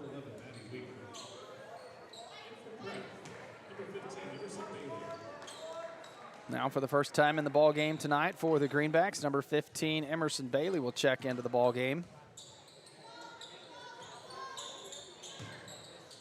2-point bucket. Doesn't go. We were looking at those stats in the break there. 1 field goal inside the perimeter for the Broncos tonight. They've made 3 buckets in total. 2 of those 3-point shots and 1 in the second quarter inside the arc. McAllister going to try a 3. That one long rebound off the front of the rim, pulled down by Hughes. No one goes out to guard her. She'll fire and short again.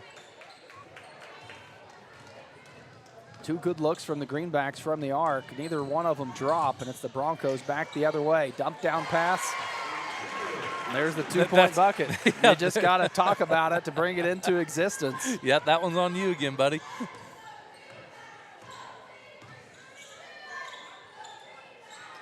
On the other end, McAllister finds Hughes in the corner. 4:05 to play here in the fourth, and the pass into the hands of the Broncos. Back the other way comes Barrera.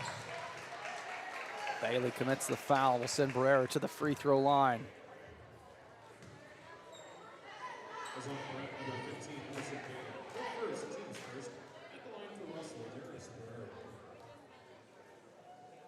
Barrera looking for her first points of the night here at the free throw line. And gets that one to go. High roll off the back of the iron, and it drops. Now a mass substitution here for the Greenbacks.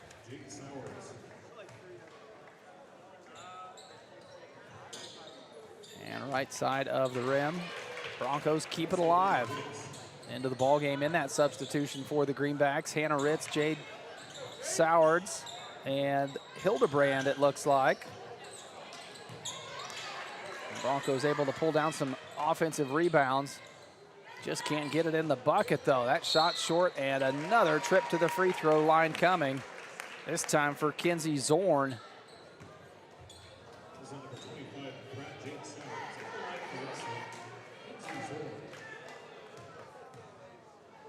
That foul against Sowers. And sends Kinsey Zorn to the free throw line. She knocks down the first.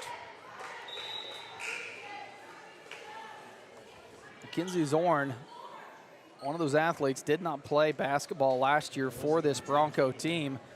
She was the 135-pound state champ in wrestling. So a decorated athlete decided to go out for basketball this year. Don't see that very often. Well, Pull down a state championship and proved yourself in wrestling. So let's move on to basketball. And change it up. So one heck of an athlete in Kinsey Zorn. 2 minutes left in the fourth quarter here. Greenbacks on top, 50-17. On the other side, Sowards tied up. 3-pointer on the way from Foster. There'll be a turnover after coming down off the top side of the backboard.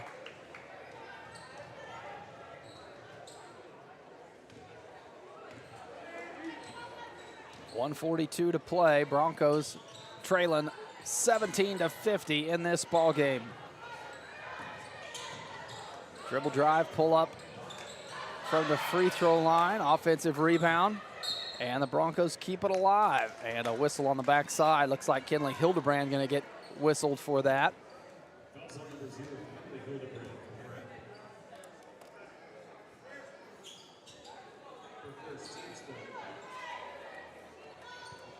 They will whistle Hildebrand for that foul.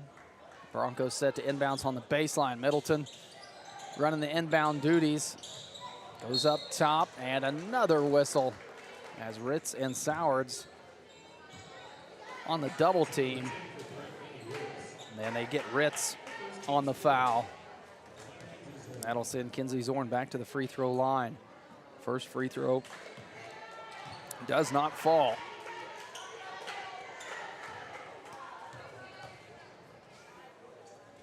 Second free throw on the way, good. Zorn goes 1 of 2 at the free throw line. 30 seconds to play here in this fourth quarter. Shot clock is off. Foster picked up at the Bronco logo mid-court. Now goes left side to Sowards. Foster gonna get it back, tries again from that corner, front of the rim, doesn't go. Hildebrand with a good hustle play trying to chase that down. And it'll stay with the Greenbacks. Yeah, I like the hustle. It was a good job.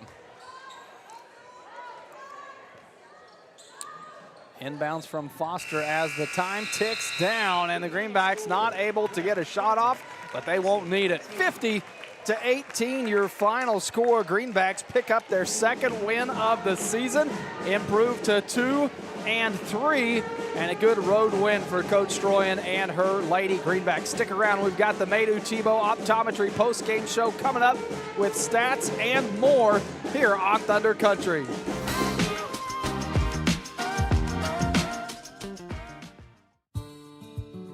This is Terry from Gatlin Meckler's Pharmacy. On display in our pharmacy is a nice assortment of over-the-counter items and a wide array of medical supplies, which includes knee scooters, walkers, canes, and bathroom items. We bill Medicare for respiratory supplies and immunizations. Our preferred pricing on prescriptions will get you through the door, and our customer service will get you to come back. Be sure to stop in today and see us on Country Club Road in Pratt.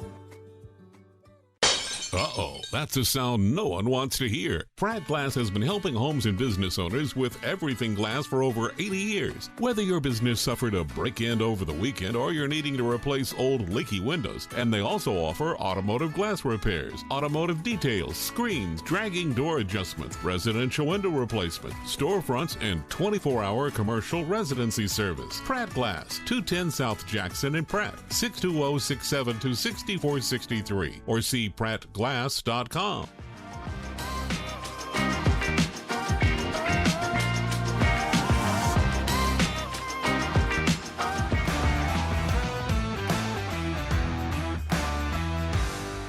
It's a fact. A custom cow mineral does not have to cost more. Actually, it might be just what you need to improve your cow herd. The friendly and helpful professionals at Extra Factors in Pratt are available to sit down and discuss your operations needs and goals. From custom protein supplements and liquid protein to bulk commodities and possible mineral formulation. Find it all at Extra Factors. Call 620-672-5616 and speak with Levi Macbeth for all your nutritional needs. Extra Factors. We put the extra into cattle nutrition. This is Jeff. And Jared. At Intergreen Services, proud supporter of the Pratt Greenbacks. Around here we say one call fixes it all. From HVAC, plumbing, septic, electrical, and even water well service. We're your hometown team you can count on, just like the Greenbacks on game day. We're proud to stand behind our athletes, our school, and our community. So when something needs fixing at home, call Intergreen at 620-672-2338 or visit intergreenservices.com. Intergreen Services, neighbors helping neighbors, always cheering for the Greenbacks. Welcome back to the Maydew Tebow Optometry postgame show here on Thunder Country. The Lady Greenbacks come away with a big 50-18 win, improved to 2-3 on the season. A good win for Coach Stroyan and her girls. Yeah, you know, it was nice to see him come out and fire and actually see the ball go in the basket for once. You know, I mean, it's kind of one of them. And you gotta tip your hat to Johanna Forsberg for having a great night. 18 points on the night, 5 rebounds. Boy, she did it and came early. 14 of those points in the first half for Forsberg. She really got the Lady Greenbacks out and going. Hughes also with the big night, finished with 12 points. So 2 of your Lady Greenbacks in double digits. And that's one of those things you talked about all season long or to this point is that you need those multiple contributors. You can't have your offensive production come solely from Hope Hughes. You're going to need to see it from some of the other girls, and this is the second time this season that we've seen Johanna Forsberg be the leading scorer for this Greenback team, so she slowly emerging as that other piece of production for this Greenback offense. And she just doesn't do it on offense. You know, she's very active on defense and is very strong on rebounds. I mean, she does a great job on the defensive side, too, not just offensive side. A lot of minutes played tonight from Emery Myers as well. That's kind of been a slow transition for her, as didn't see that in games 1 and 2 of the season. And that Saturday over at Cheney in that El Dorado game is really where we saw her start coming into this varsity lineup more so and have a much bigger impact, enough so that she was in the starting lineup tonight. Yeah, you can't say enough about Emery. She's always got that motor and, you know, kind of call her the little Mighty Mouse. I mean, she's everywhere. She does anything. She'll even go down low. I believe she's listed at 5'5". I can't remember what she is, but anyway, she'll still get down and battle with anybody. We've seen it multiple times tonight on fast breaks where she didn't let up, went into the person to draw the foul. And getting her at the free throw line is a great spot for her to be. To run down some final scoring here, Forsberg, the leading scorer for the Greenbacks. She had 18. Winkelpleck with 2. McAllister 1. Hughes with 12. Sowers 6. Foster with 5. And Myers with 5 as well. For the Broncos, Zorn finished with 4. Barrera 1. Middleton 3. Creamer with 5. And Uyghur with 3. And that stat we talked about going into the fourth quarter, it never changed. The only field goal inside of the perimeter for the Broncos came to start the second quarter off. So the Greenback defense held that Bronco team to only 3 field goals in that whole ballgame. 4. Picked up 1 late. 2 inside the arc, 2 outside the arc. So the Greenback defense really played well tonight. Well, you know, they changed defenses this year to that triangle 2, that kind of that matchup zone. And you can tell it took the girls a little bit to get used to it tonight. They did a great job of closing out and getting hands up and contesting shots. The Greenbacks came into this ballgame with 11 made 3-point buckets. Why is that important? Well, that contributes to the Ham Auction buckets for Booster Club promotion. Again, in our 3rd year of that promotion, and John and Kevin at Ham Auction donating $5 for every made 3-point bucket to the Greenback Booster Club program on both the boys' side and the girls' side. Those 3-point buckets add up towards the end of the season. So the Greenbacks came in with 11, knocked down another 2 tonight, 1 from Hughes and 1 from Foster in the 4th to bring their total on the season to 13 made 3-point buckets. So once again, thank you to John and Kevin at Ham Auction for putting on that promotion. Now time for the Timish Electric player of the ball game in that ladies action. I think you've got to have your conversation around Johanna Forsberg and once again Hope Hughes for the 2 performances that they put on tonight. Thoughts? You know, both of them played a great game. I thought, you know, it's great to see Jo get going on the offensive side. She also tallied 5 rebounds and 3 steals tonight. Hughes also pulled down 5 rebounds and 6 steals tonight. I think the tiebreaker is points on a game like tonight. You got to go with the freshman Johanna Forsberg. Congratulations on, I believe, her 2nd of this season, taking home the Timish Electric player of the game, as you can start to see her offense and her comfortability evolving as this season and the more minutes that she gets under her belt, along with all those young girls. Oh, for sure. You know, she does a great job of dribbling, penetration, and she elevates so well on her jump shot. And when it goes in, it is a pretty shot. So the Greenbacks come away 50-18, your final score here at Russell, Kansas. They improved to 2-3 on the season. We'll take a quick break and have Coach Stroyan on her way to the booth to join us post-game. Don't go anywhere. More Greenback basketball when we return.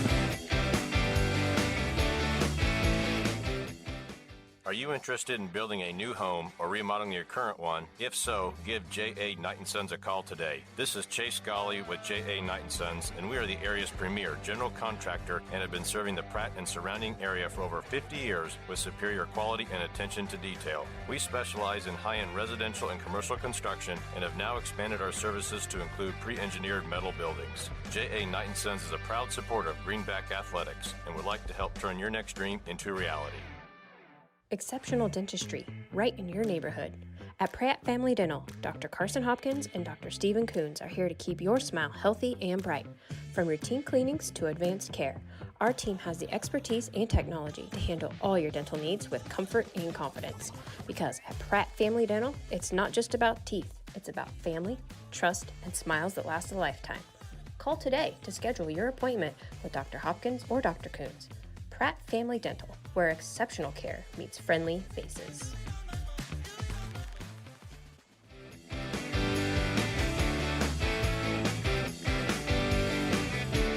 Welcome back to the Maydew Tebow Optometry postgame show here on Thunder Country. Now joined by head coach Stroyan postgame after a big 50-18 win. Your Lady Greenbacks pick up their second win of the season, Coach. And I can see the excitement in your face. Yes. Oh my gosh, winning's always great, but it makes a game where they play tough like that so much better. It does, and toughness is what we saw tonight from your Greenbacks. I mean, from start to finish, a little bit different starting lineup tonight, but that just speaks to those younger girls continue to evolve and work their way into good minutes at the varsity level. Oh, yeah, absolutely. I mean, we had Johanna Forsberg tonight that had a great game.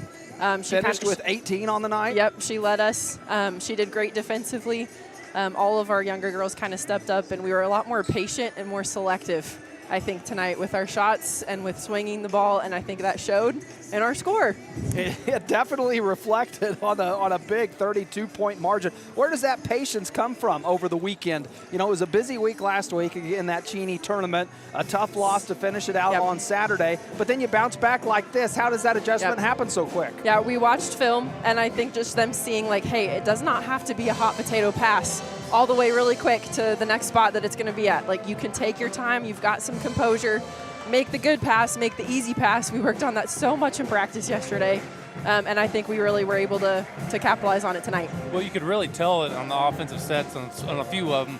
They worked the ball around. There was more passing. The ball wasn't sticking as much, and then it led to better shots and more baskets. Yes, and we weren't just one and done. Like, we reversed the ball and got a good shot. And Addie tonight, too, in the post, she had a couple good moves. It was wonderful.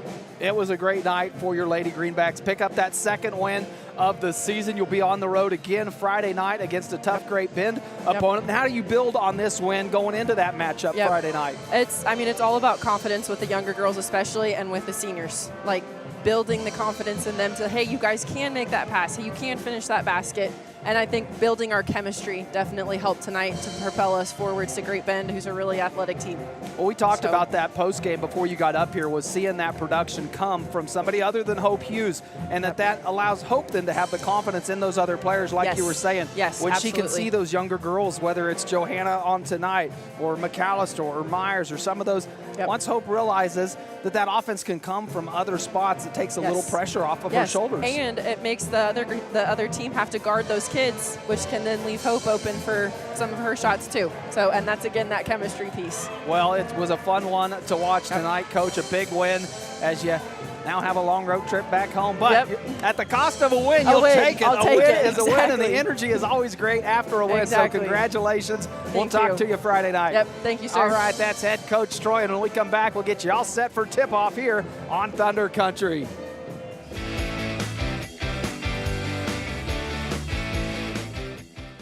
Are you interested in building a new home or remodeling your current one? If so, give J.A. Knight & Sons a call today. This is Chase Golly with J.A. Knight & Sons, and we are the area's premier general contractor and have been serving the Pratt and surrounding area for over 50 years with superior quality and attention to detail. We specialize in high-end residential and commercial construction and have now expanded our services to include pre-engineered metal buildings. J.A. Knight & Sons is a proud supporter of Greenback Athletics and would like to help turn your next dream into reality.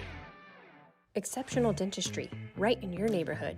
At Pratt Family Dental, Dr. Carson Hopkins and Dr. Stephen Coons are here to keep your smile healthy and bright. From routine cleanings to advanced care, our team has the expertise and technology to handle all your dental needs with comfort and confidence. Because at Pratt Family Dental, it's not just about teeth, it's about family, trust, and smiles that last a lifetime.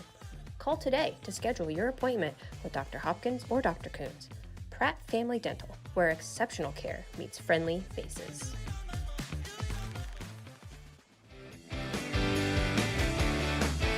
Welcome back as we get you all set for the Doug Ray Chevrolet pregame show here on Thunder Country. The Lady Greenback come up with a big win, and now it's time for the boys' action. Coach Batten and his 4-0 boys make the road trip up here north, taking on the 2-1 Broncos.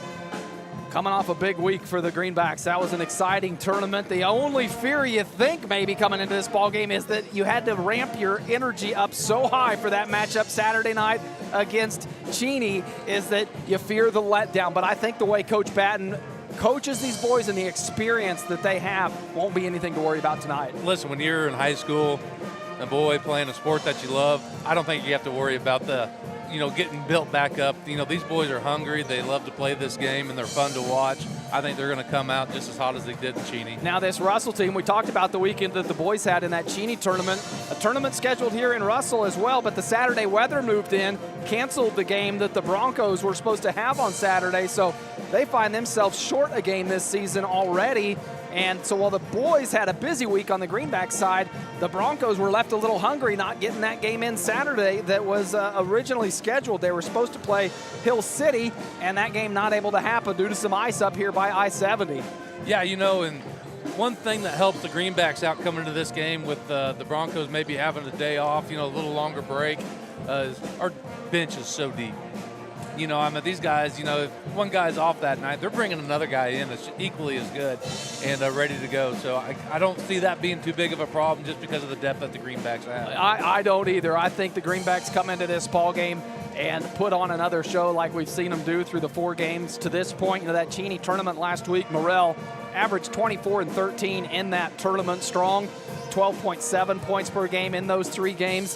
The one thing I didn't see in that Cheney tournament was an all-tournament team. Now that you say that, I never saw it get posted or handed out. I don't know if that's something they do or do not do, but boy, you'd like to think the Greenbacks taking home the first place trophy would have had multiple players on that all-tournament team. Yeah, as good as a tournament as Morrell and Strong had that, I wouldn't be surprised if they were on it, if they had one. I'm not sure or not.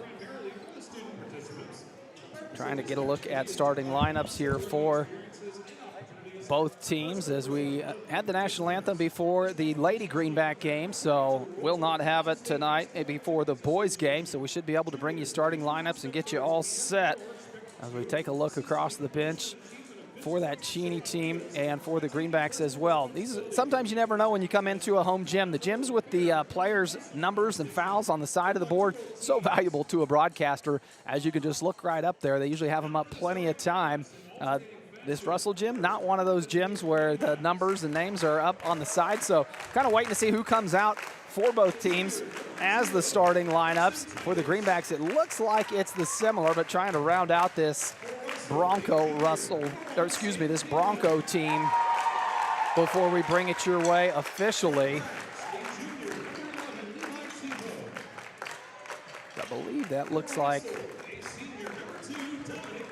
catch the last number 24 sitting down there. I think we've got the numbers for the starting lineups. We'll go ahead and start with those. For the Broncos, number 1, a 6'1" senior, Sam Thielen.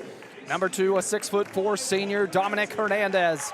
And number 24, a 6'7" sophomore, Corbin Williams. Number 30, a 6'1" senior, Jake Mooney.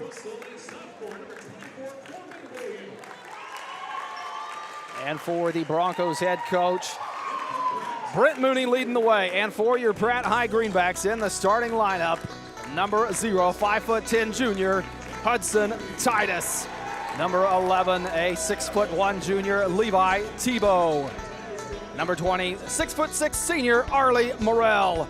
Number 23, a 5'8" senior, Carlito Lara. And number 33, a 6'2" junior, Caleb Strong. The Greenbacks led by head coach Chris Batten, assisted by Tyler Strong and Parker Titus. That should get us all ready for tip-off here as the Greenbacks 4-0 on this season, set to take on the 2-1 Broncos. Again, the Broncos not able to get that matchup in Saturday, so short a game this season, and they'll have their task cut out for them here against this Greenback team. Going to be Greenbacks going right to left on your radio dial. Morrell set to tip off against Corbin Williams. And Morrell comes away with the opening tip, and we're all set here in Russell, Kansas. Titus running point. Comes backside to Morrell. Now Tebow top of the key. Swing it back in the corner, far side to Lara. Lara a couple dribbles in, kick out to Strong. Strong going to penetrate up around the rim. Doesn't go, and Draws an early foul, trying to pick up his own offensive rebound. That was a great set by the Greenbacks all the way through. Great drive by Strong there. Just wish he could have finished, but he picked up the foul, so I guess we go on. Strong picks up an early quick foul. Running point for the Broncos. Walker Middleton comes back around and gets it near side. Top of the key, Mooney swings it far side to Williams. Williams trying to drive in against Morrell. Nice footwork, but can't finish at the rim. Morrell pulls the rebound down now, up ahead to Lara. Greenbacks pushing the pace. They like to get out and run when they can. Slow it down to Tebow in the corner, finds Lara cutting into the paint. Jump stop, kick out to Titus. Morrell setting up on the low block. Goes up, can't finish, fights off the rebound, and he'll draw the foul on the putback. That was just using his strength. That was. To get through those hands of the Broncos. Foul will go against Corbin Williams, his first.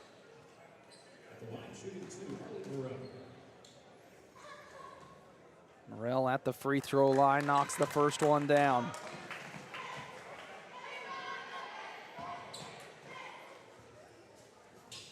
Second free throw, rattles out. Tebow able to tip it around, but goes in the hands of Thielen. It's Broncos now coming back with some pace. And boy, Thielen thought he had Hernandez on the baseline, but Hernandez was off balance and fell out of bounds as soon as he caught that ball. So it goes right back to the Greenbacks after the Bronco turnover. 6:50 to play here in the opening quarter, and Greenbacks on top by the single free throw from Morrell. Back the other way, taking it to the rim, and Morrell right back to the free throw line. Good little give and go action between Titus and Morrell right there. Ball went to the left wing, and Morrell just sprinted back door. It was a great pass and got fouled on his way up. Hernandez committed the foul, and a rare air ball from Harley Morrell. Maybe we were mistaken about the maybe free throw line. The lag off of the tournament this last week. Second free throw, that one rattles out. Morrell not able to connect on either of those free throws. And back the other way comes Middleton. Top of the key, Strong. On the defense, has to get rid of it. It's motion offense here by the Broncos, and a pull-up three falls short from Middleton. Tried to keep alive. Lara jumps in front of it. Now Strong, left side, lay in, good. When Strong sees an opportunity to get out and run, look out. He's one of the best at it. Greenbacks lead it 3-0 early on here in the first quarter. Top of the key, Hernandez picked up by Tebow. The Broncos running that motion offense, working around the perimeter till something opens up, or the deep three from the corner. Mooney not able to connect, but Hernandez keeps it alive with a backside rebound and then throws it away into the Greenback bench. Tebow set to inbounds.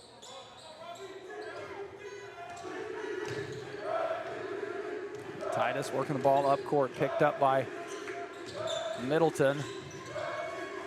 Now gets rid of it. Morrell, top of the key. Hand off, Lara. Skip it into the corner. Tebow thought about taking baseline. Didn't like it. Now on the deck is defender, and Tebow not sure why he was left so open. Hernandez. I think his defender just kind of got his feet tangled up and slipped fell down. a little bit. Tebow's like, well, I'm this open, I'm going to take it. Kind of reset his feet and turned and fired, knocked down a three-point bucket and puts the Greenbacks on top 6-0.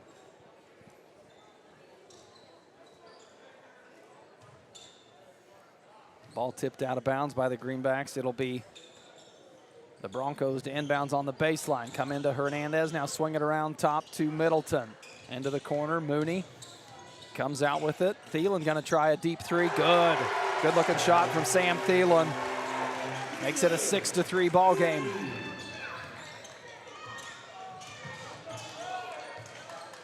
Morrell picks up the dribble, top of the key, gets rid of it, calling for it back down low and stripped away on the backside. Hernandez able to come underneath as Morrell was coming down.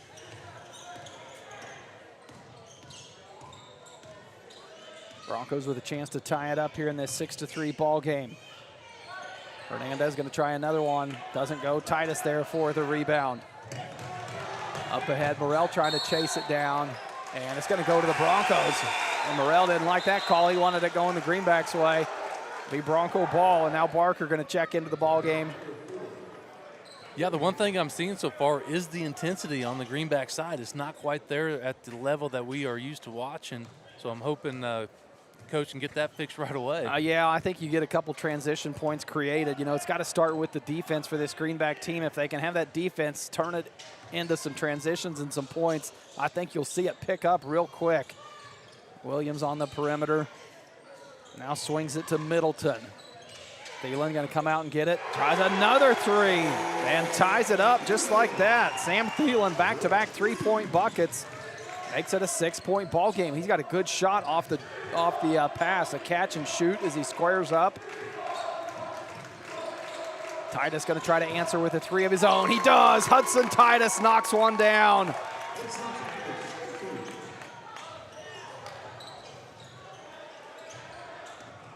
On the other end, stripped away on the ball on the court. Barker trying to chase it. Falls into the hands of Thielen. Titus, a good job recovering on defense, makes it tough for Thielen to get a shot off. Long rebound sails into the hands of Strong. Strong hands it off to Tebow, right side. Now Barker comes over to help. Into the corner, Titus to Morrell. Hands it right back. Titus going to dribble drive all the way to the bucket and left unguarded once he got to the rim. Quick first step from Hudson Titus, and he's got 5 points. Real quick for this Greenback team, puts them on top, 11-6. Thielen backing down Barker, spin move, and Morrell sends it flying out of bounds. And a reach-in foul from Morrell. Nearly, it was saved by Hudson Titus, just went right back into the hands of a Bronco. Boy, Morrell went up and got that one. He was up there. He was up Coach there. was kind of talking about those, wow. You know, that was one of those where you're just like, man, he was up there a long ways. Tebow and Strong going to get a breather for the Greenbacks. Checking into the ball game, Creston Poore and Cade Liggett.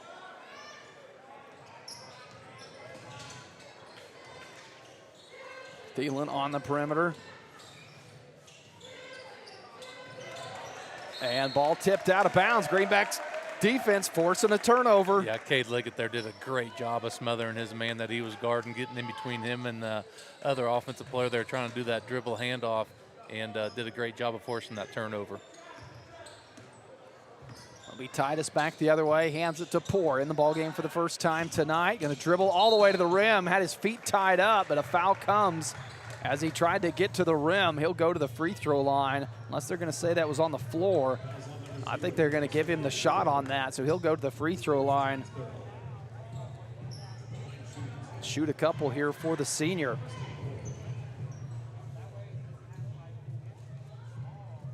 First shot from Poore, good. Josiah Smith checking in for Arlie Morrell. Give Morrell that little breather.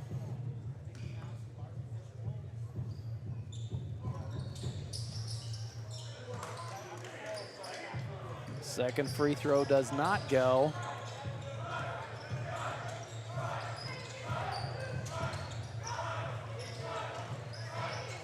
Backing down Poore, thought he had the charge taken, doesn't go, and a three-point shot passed up. Going to try the entry pass to Hernandez. Turnaround jumper, good.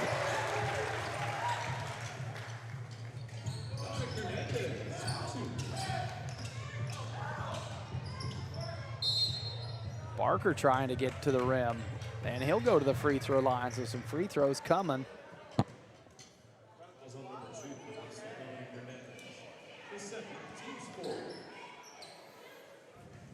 Whistled against Hernandez. Barker at the free throw line, short, does not fall.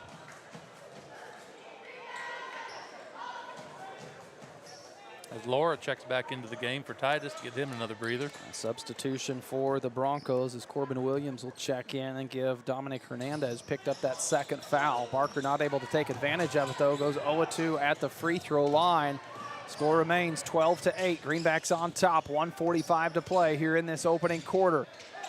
On the other end, Zorn has to get rid of it, swings it over to Schoenberger. Kick out Williams. Passed up on a 3. Elbow jumper, good. Trey Zorn, his first bucket of the night, makes it a 2-point ball game. Greenbacks still lead it.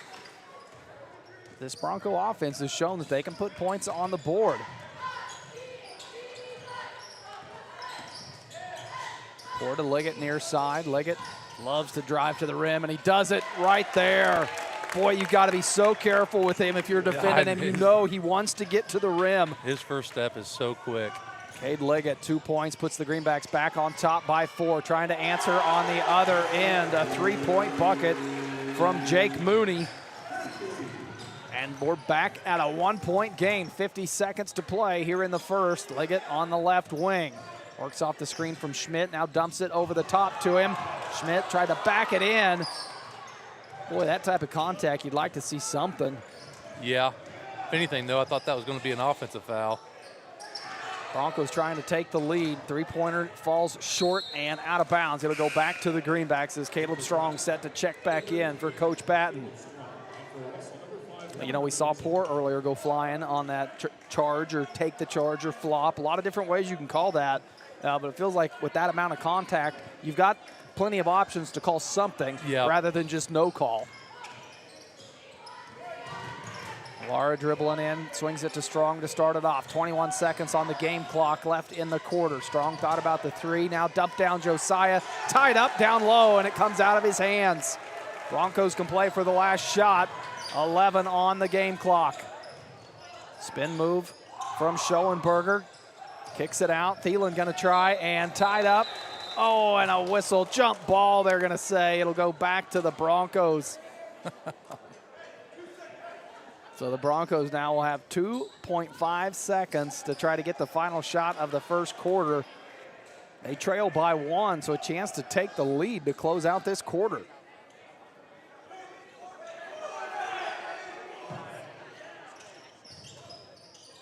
Now the Broncos get their inbounds play set, coming in, and a foul from Liggett. Corbin Williams took the entry pass, and Liggett had a hand on it. So Williams will go to the free throw line, a chance to put the Broncos on top to close out this first quarter.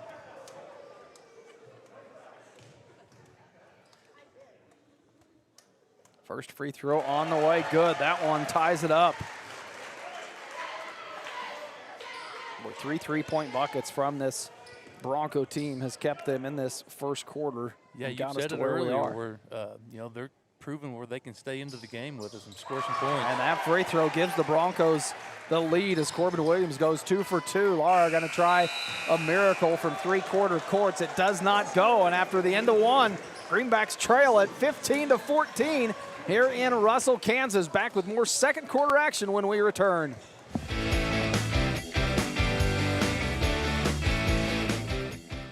Are you interested in building a new home or remodeling your current one? If so, give J.A. Knight & Sons a call today. This is Chase Golly with J.A. Knight & Sons, and we are the area's premier general contractor and have been serving the Pratt and surrounding area for over 50 years with superior quality and attention to detail. We specialize in high-end residential and commercial construction and have now expanded our services to include pre-engineered metal buildings. J.A. Knight & Sons is a proud supporter of Greenback Athletics and would like to help turn your next dream into reality.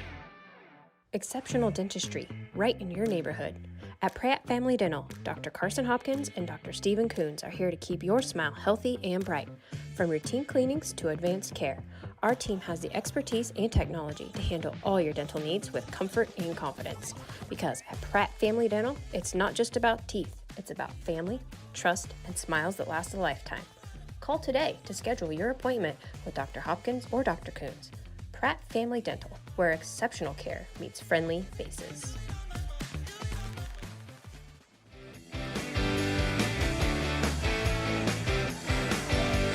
Welcome back as we start the second quarter here on Thunder Country. Once again, I'm Cody Eastis alongside Logan McAllister, and the Greenbacks trail 15-14 after 1 quarter of play. This Bronco team has showed they are not backing down against this Greenback high-powered offense as Morrell fights for one on the baseline. Tied up, and Morrell just waiting for a call to come. And I think he was worried about reaching in there and maybe getting a foul called against him. Yeah, that wasn't exactly what I was expecting to come out to start the second quarter with. I ain't gonna lie to you, right now the Broncos kind of want it a little more than the Greenbacks. You can see it, and the Greenbacks have to know every gym they go to and every team that comes to Pratt High, the Greenbacks have the target on their back, and that is the respect that you get after the type of season they had last year and the way they started this year and the expectations that they have. Yeah, you know, you just nailed it on the head there. You're going to get everyone's best shot, everyone's high energy. Like I said, now you just got to adjust, come out and play your game, and play to the intensity level that you're used to. The Greenbacks, see what type of first quarter adjustments they made there to start that second quarter. But right away out of the gate, you said it, looked like the Broncos coming out once again with the intensity raised to where the Greenbacks are the ones that have to come up and match it. 7:45, that early timeout was taken from head coach Mooney just to make sure he kept that possession. Back the other way now, Walker Middleton picked up by Titus. Started at the left elbow, Williams. Morrell comes out to defend. Tebow not allowing any room on the perimeter.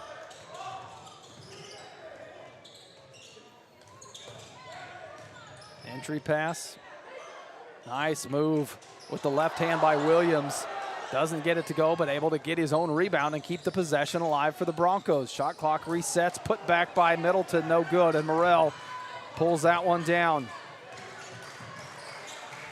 Titus, drive in, kick out. Tebow gonna try another three. That one in and out, and the Broncos pull it down.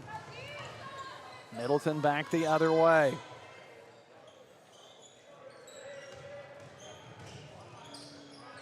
Baseline drive, Tebow shuts that down. The Broncos have to reset up top. Schoenberger defended by Lara. Lara working through the screen. Contact.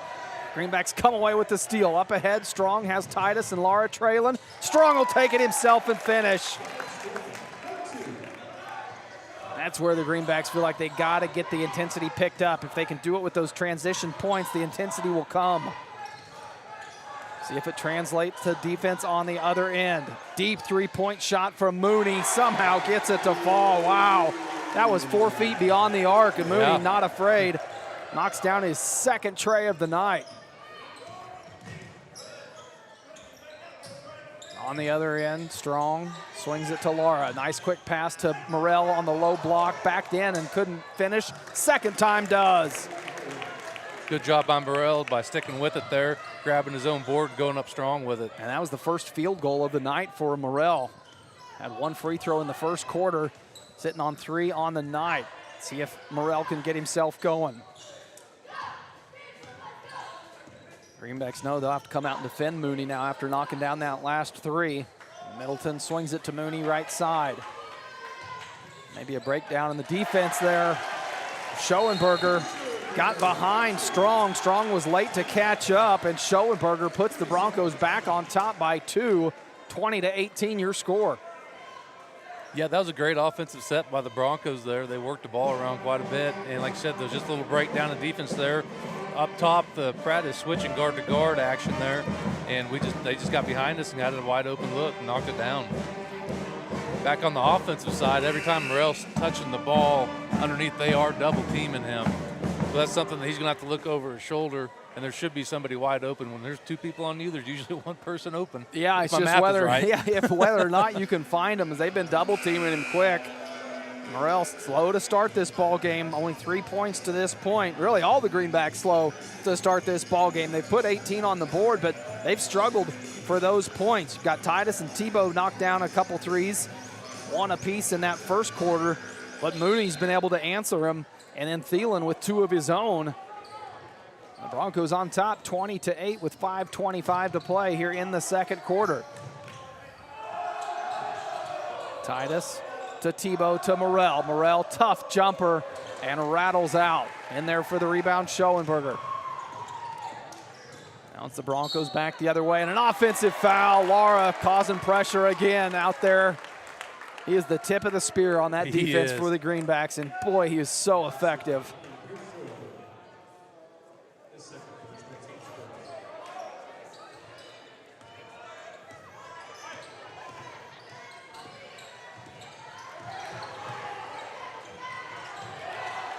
Tie up down low. Titus trying to step through it just to alleviate the pressure. Morrell, put back good.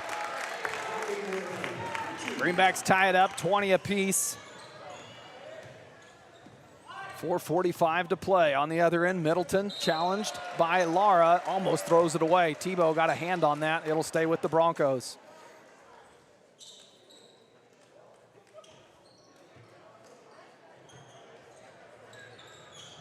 Into the corner, Mooney doesn't like it, gonna kick it back out. Feeding Hernandez. Really tough to try to back down Morrell. Hernandez gonna get rid of it and let the offense reset up top. Thielen, free throw jumper. Titus goes up and pulls down the rebound. Up ahead to Tebow. Tebow trying to get into the paint and off his leg, a turnover. Broncos now out front running. They don't have numbers, and a whistle before a shot's able to get off. It's going to go against Titus. He'll pick up his first, but not a bad foul there as the Broncos were running in transition.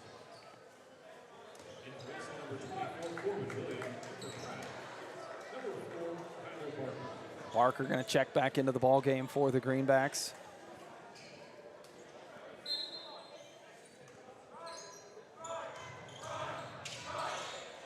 Hernandez, baseline runner.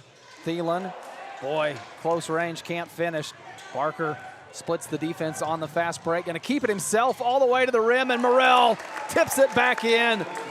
Boy, Coach Mooney wanted the goaltend there, saying Morrell was touching that on the rim, but I think it had came off enough. It did look like it come off enough to me. I mean, we have a pretty good view since we're setting about goal high. Puts the Greenbacks back on top by 2, 22-20. Your score, 3:45 to play here in the second.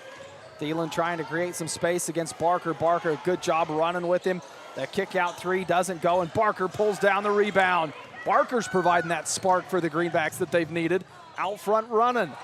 Strong deflected, gets the steal, can't finish on the right side of the rim. And it's Williams who pulls it down.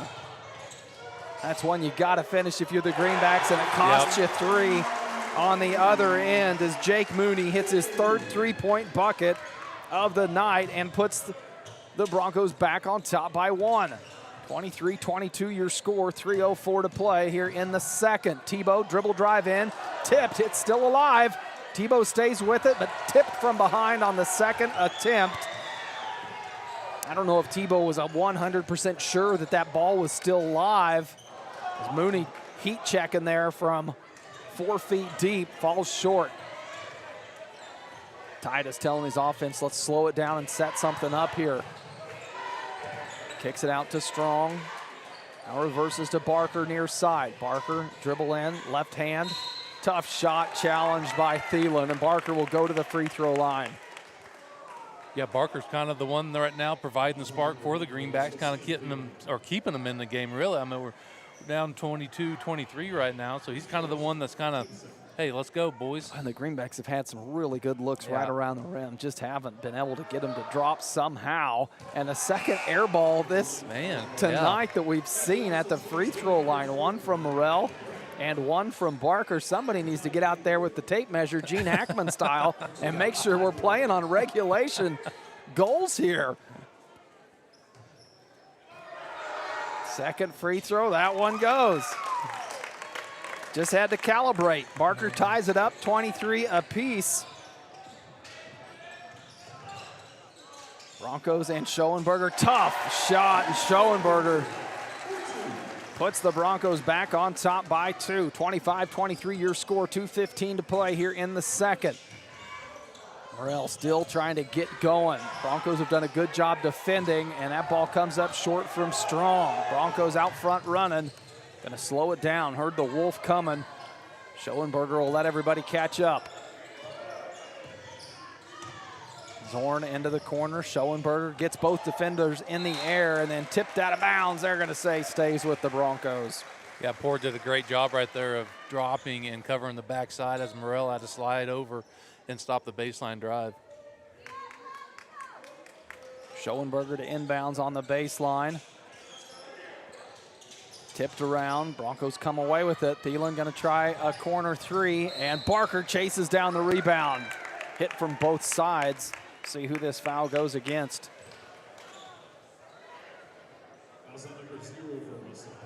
Pierce Schoenberger. Schoenberger not in that starting lineup for the Broncos, but He looks good coming off the bench. Poor thought about the corner three, now puts it on the baseline, hands it down to Morrell, and he'll finish at the rim. Morrell ties it up and able to get a hand on it, hustling back on defense to tip it out of bounds. But even right there, Greenbacks score, and the Broncos push the pace so fast that Morrell had to hustle back just to get a hand on that pass into the paint. Yeah, they're looking to get out and run as well. They don't waste any time to get down the court. And that's something that the Greenbacks have got to realize. Hey, all right, we've made a shot. We got to sprint back and get back on D. Lara will check back into the ball game for Caleb Strong alongside Hudson Titus, who will come in and give Kyler Barker a breather, who has provided a nice spark to this Greenback team. He is, and I believe that coach is still trying to ease him back into the game. Up Could ahead, have some fireworks. Morrell, see if this can get a spark going. Morrell slams home a dunk. Boy, if you needed a spark, that should have provided it. Morrell on the fast break up ahead, a two-hand slammer. And it's got our cameraman, Cole McAllister, with his hand over his mouth in disbelief of what he just saw. Back the other way, Liggett stepped through, defended. Titus backside rebound, tough putback, still doesn't go. And out of bounds, they're gonna say it will stay with the Greenbacks. A lot going on under the rim there. There was. Titus and Liggett did a good job of attacking the rim and staying there and fighting for position, fighting for the ball to keep it alive.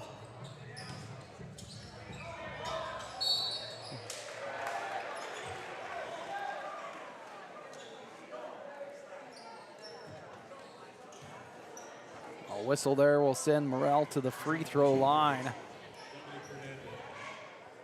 Foul against Hernandez. That's his third foul. Morrell at the line knocks down his first.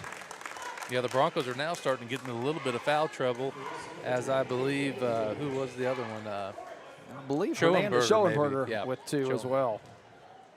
Three on Schoenberger. I think three. Morrell second free throw good. Morrell two big free throws, goes 2 of 2 at the line. So after a slow first quarter start, Morrell with 10 points here in this second quarter puts the Greenbacks on top, 29-25. 45 seconds to play. Three-point, top of the key. Corbin Williams knocks it down just when it feels like the Greenbacks are going to pull away. The Broncos answer with a big three-point bucket. On the other end, Poor stepped on the line. Boy, and if you had to gauge intensity right now, it is in the Broncos' favor. Yeah, I mean, I know we were holding a 1-point lead, but the momentum feels like it's going back to the Broncos now. And the Greenbacks hold it off to close out this half. They've got a 1-point lead with 32 seconds to play. Middleton walking it up the court, picked up by Lara. Works off the high screen, goes to Thielen on the far side. Now backs out, Titus not giving him any space, and a 5-second call. Titus forces the turnover on the defense. So this Greenback team, they're not going to back down to anybody. No, they're not. 15 seconds showing Titus running point for the final possession of the half. Elbow, Morrell, kick out, Poor, going to try to close it out with a three. Too strong, back iron, Liggett there for the rebound. Kick back, Poor, good! Preston Poor, a three-point bucket at the buzzer, puts the Greenbacks on top. 32-28. Well, that was exciting first half. Not how I would have drawn it up had you asked me to do so pre-game. But the Greenbacks will take a 4-point lead into the halftime mark. Stick around. We got the Uptown Cafe Club DS halftime show when we return. Are you a sports fan looking for a great place to grab a bite to eat? Look no further than Legends Cafe, located in Pratt, Kansas, on Highway 54. Legends is open 6 days a week and serves up mouth-watering burgers, fresh salads, hearty sandwiches, and much more. And don't forget about their daily specials. Legends is proud to support Greenback sports and all the local teams. So whether you're celebrating a big win or just need to refuel after the game, Legends has you covered. Come on down to Legends, and we'll take care of the rest. At Timish Electric, we light up your world with reliable and efficient electrical services. Our team of skilled and certified electricians is dedicated to providing top-notch service for all your electrical needs. From residential, commercial, or industrial needs, we ensure your electrical systems are safe, reliable, and up to code. Contact us today at 620-672-9334 to schedule a consultation. Timish Electric, proudly serving Pratt and the surrounding areas electrical needs for over 25 years.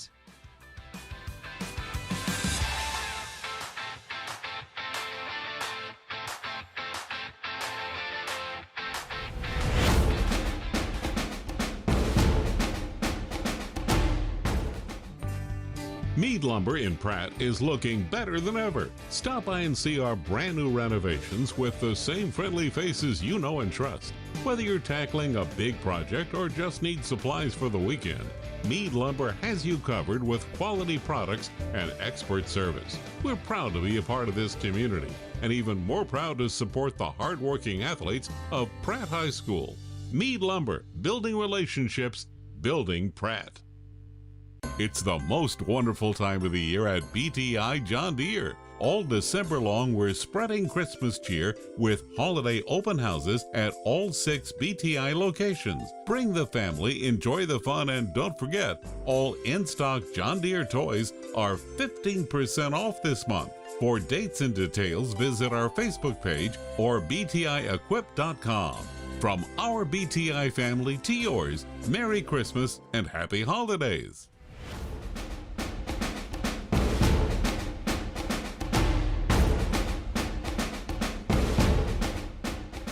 Welcome back to the Uptown Cafe Club DS halftime show here on Thunder Country, where the Greenbacks on top by 4. But what a back and forth first half that we saw. They trailed at the end of the first quarter by 1 point and then able to knock down a big 3 at the buzzer there from Creston Poor to turn a 1 point lead into this 4 point lead. And the 3-point shooting from the Broncos, not only the only story of the first half, but really a big story. They've knocked down 6 from beyond the arc in that opening half. Yeah, that's pretty impressive from the Broncos there to knock 6 of them down, and they've all been good looks. It's one of those adjustments at halftime that I believe that Coach Batten is going to harp on the boys, like, hey, we've got to get out and guard the perimeter.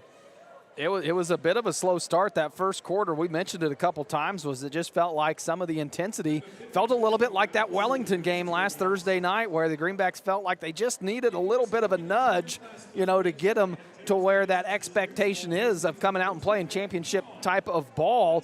Trailed after the first quarter. Morrell really didn't get going until the second quarter, had one lone free throw in the first, and then came out with a little more aggression down low in the blocks, put up 10 more points in that second quarter. But Greenbacks are going to have to come out and play a tough second half. Yeah, they got their hands full. This Broncos team has done proven, hey, they can play with you right now.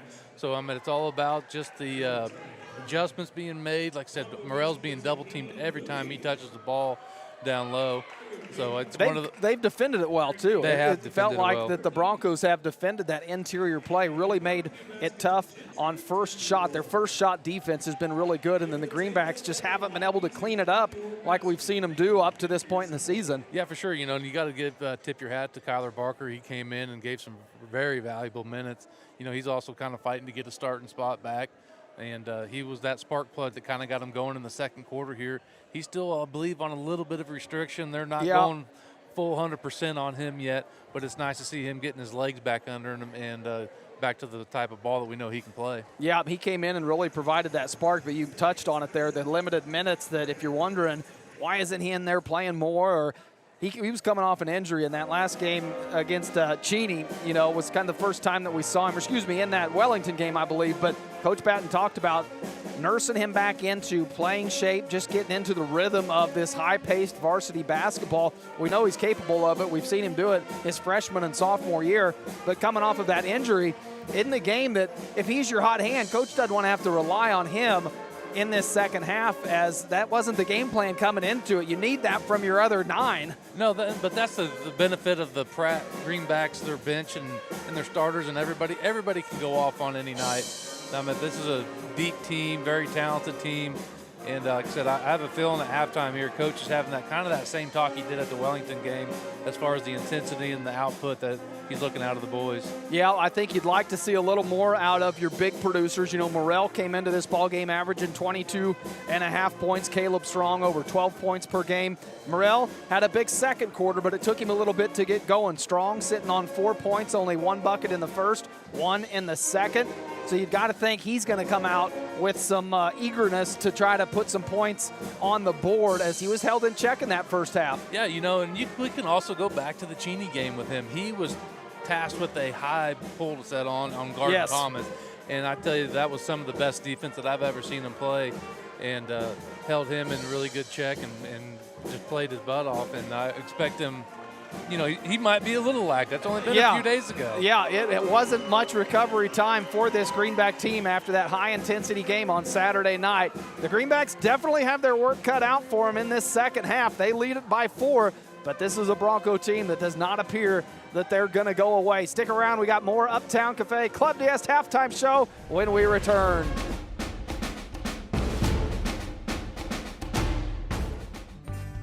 Mead Lumber in Pratt is looking better than ever. Stop by and see our brand new renovations with the same friendly faces you know and trust. Whether you're tackling a big project or just need supplies for the weekend, Mead Lumber has you covered with quality products and expert service. We're proud to be a part of this community and even more proud to support the hardworking athletes of Pratt High School.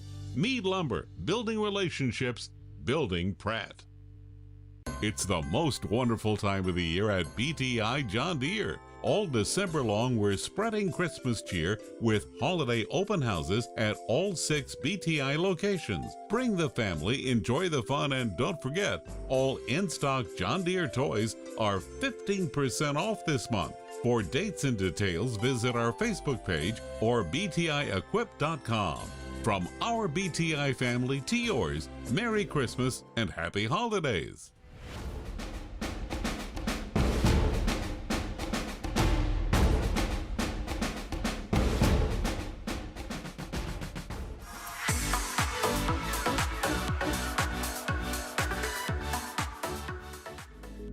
For your fine dining experience, be sure to stop at Club DS in downtown Pratt. Western Kansas's premier steakhouse for over 50 years. They'll serve you the best with their friendly, attentive staff and home-cooked meal you desire. Also offering a full range of entertainment with live music and karaoke weekend nights. So come for food and stay for fun at Club DS in downtown Pratt. Open 7 nights a week.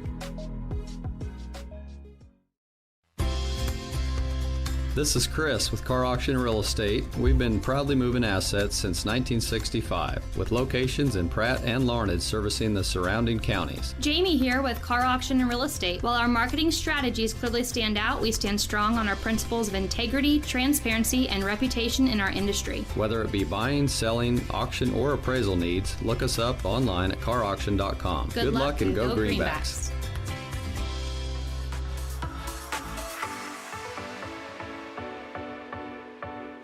Welcome back as we wrap up the Uptown Cafe Club DS halftime show here on Thunder Country. The Greenbacks on top 32-28. As we head into the second half, about 1 minute out from picking things up. Laid down some first half stats for the Greenbacks. Morrell finished with 11, Strong with 4, Titus with 5, Tebow 3, Liggett 2, Poor with 4, and Barker with 1. Leading the way for the Broncos. Mooney leads the way with 9, all beyond the arc. Thielen 6 points, Hernandez 2, Williams with 5, Schoenberger with 4, and Zorn with 2. Once again, I'm Cody Eastis alongside Logan McAllister. Should be a great second half after what we saw the first half. The Greenbacks, not an easy task here, coming on the road, their longest road trip of the season, about an hour and 40-minute drive up north here.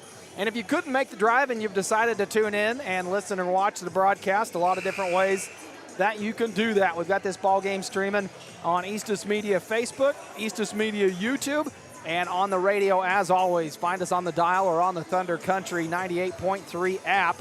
However you choose to listen to us, we sure do appreciate you tuning in as we've got a great second half of action coming your way.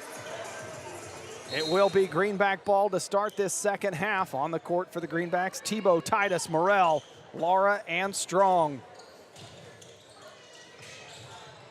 Right away, Greenbacks working Morrell early. That may have been the adjustment that you wondered. And the halftime conversation is, guys, use Morrell. It's a mismatch down low. The Broncos have defended it well to this point. And the Greenbacks on defense. Laura, top of the key. Picking up Middleton. He's got to get rid of it to Thielen. Thielen's got that quick shot off the dribble. Morrell's got to be careful on the perimeter. And there's that three-point bank shot from Thielen. Banks it in for three. 34-31 your score. Greenbacks on top. Titus back the other way. Hands it to Morrell. Strong in the corner. Strong left open. Morrell setting up on that low block. Gets it back. Stumbles. And forced down low. Couldn't go up for that second chance opportunity off the rebound. Broncos did a good job of pushing him down. Thielen going to try a three again from the corner. That one a tough shot. Mooney, though, with the hot hand, thought about it. Dumped down low to Hernandez. And the Broncos moving the ball well. Make it a one-point ball game. 34-33. Morrell to the rim, lays it up off the glass. Puts the Greenbacks back on top by three. Back the other way. Broncos up top. Middleton into the paint. Kick out, baseline jumper, too strong from Hernandez, but the backside rebound, put back not there. Chased around. Titus comes away with it up ahead. Laura's running center court. Gonna lay it in, but swatted from behind. Strong there to chase it down and keep it alive. Greenbacks haven't given up on this possession. Morrell, he'll try a three. Short, and Laura can't get his hands on it under the bucket.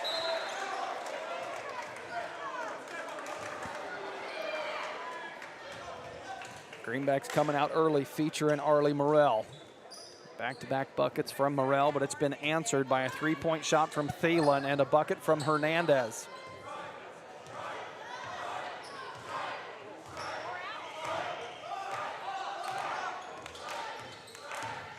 Finally across midcourt, Mooney feeds Williams at the high elbow.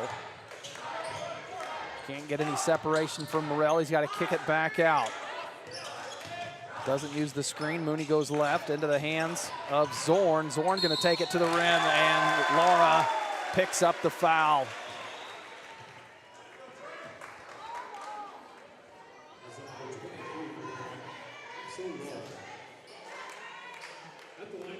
First foul on Laura, but that will send Trey Zorn to the free throw line. First free throw good.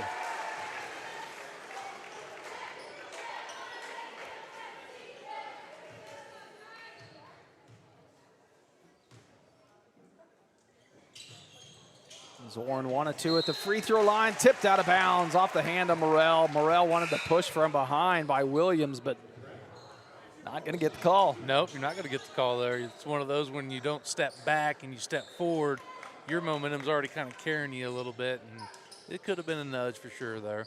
No Mooney to inbounds. Broncos going to get another possession here. Mooney comes in after the inbounds. Three-point jumper, good. His fourth of the night. And Mooney puts the Broncos on top by one, 37-36. Laura dumped down to Morrell, but the foul before the shot, I believe they'll say on the floor. Morrell was coming back down with that. Greenbacks need some offense out of somebody other than Morrell. The Broncos have done a good job defending him.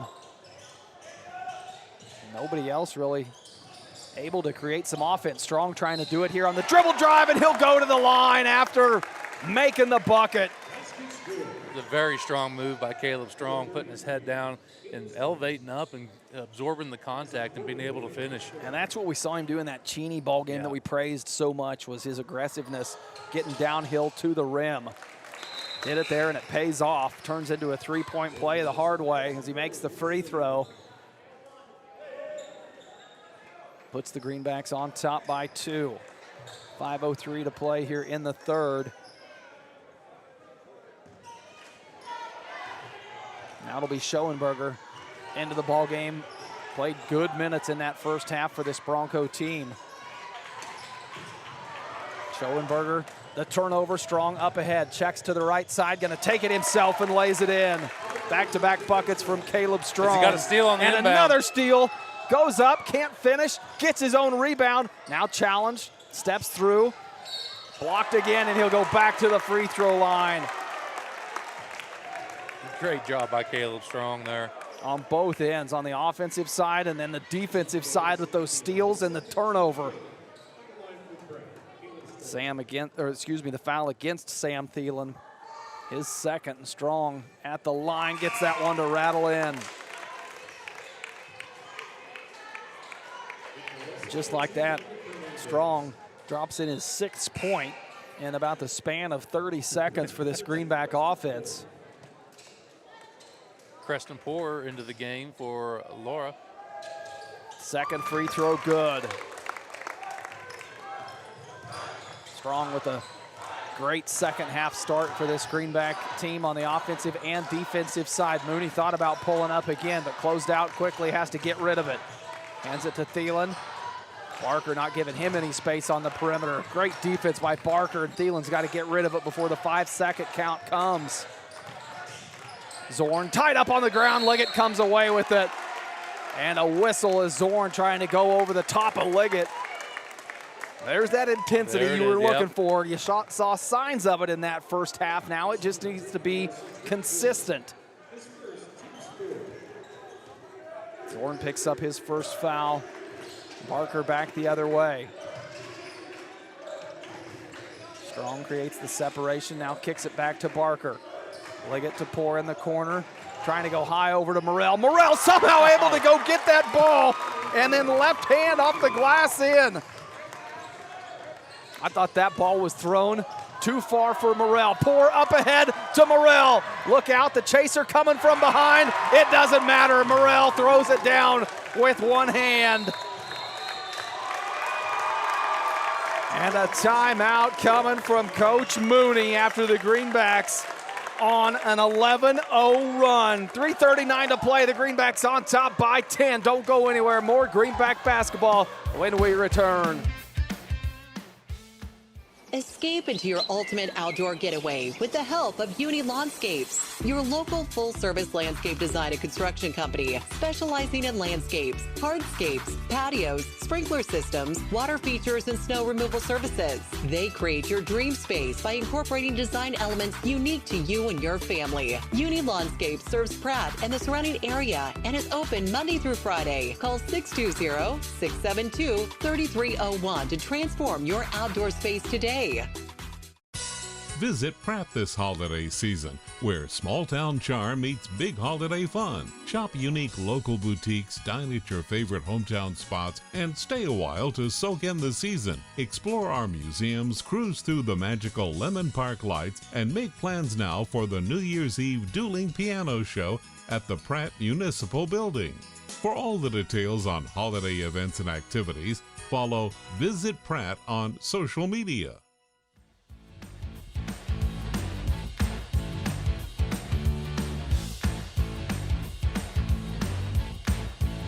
Welcome back, third quarter action, 3:39 to play, and the Greenbacks currently on an 11-0 run off of the offense of Caleb Strong and Arlie Morrell. Morrell closing that one out with a slam dunk home, and Coach Mooney wanted a timeout to stop the bleeding here. And now it's the Greenback sideline that is into this ball game. Broncos coming right to left, put it in the hands of Zorn, goes back out to Mooney. Got to watch him on the perimeter. Baseline drive sealed off, has to kick it back out. Thought about it, but Barker right there to shut it down. Mooney driving in, and Morrell goes up and commits the foul. I believe they got that on Barker on the way up. They did, to Kyler Barker. Only his first team foul.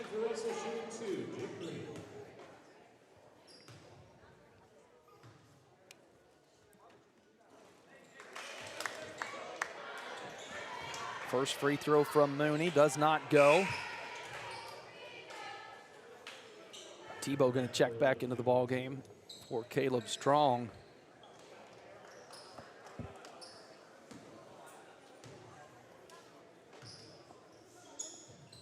Second free throw, back of the rim, doesn't go. Tipped around, Morrell puts it in the hands of Tebow. Up ahead, good look from Liggett to find Poor underneath the bucket, and Poor finishes.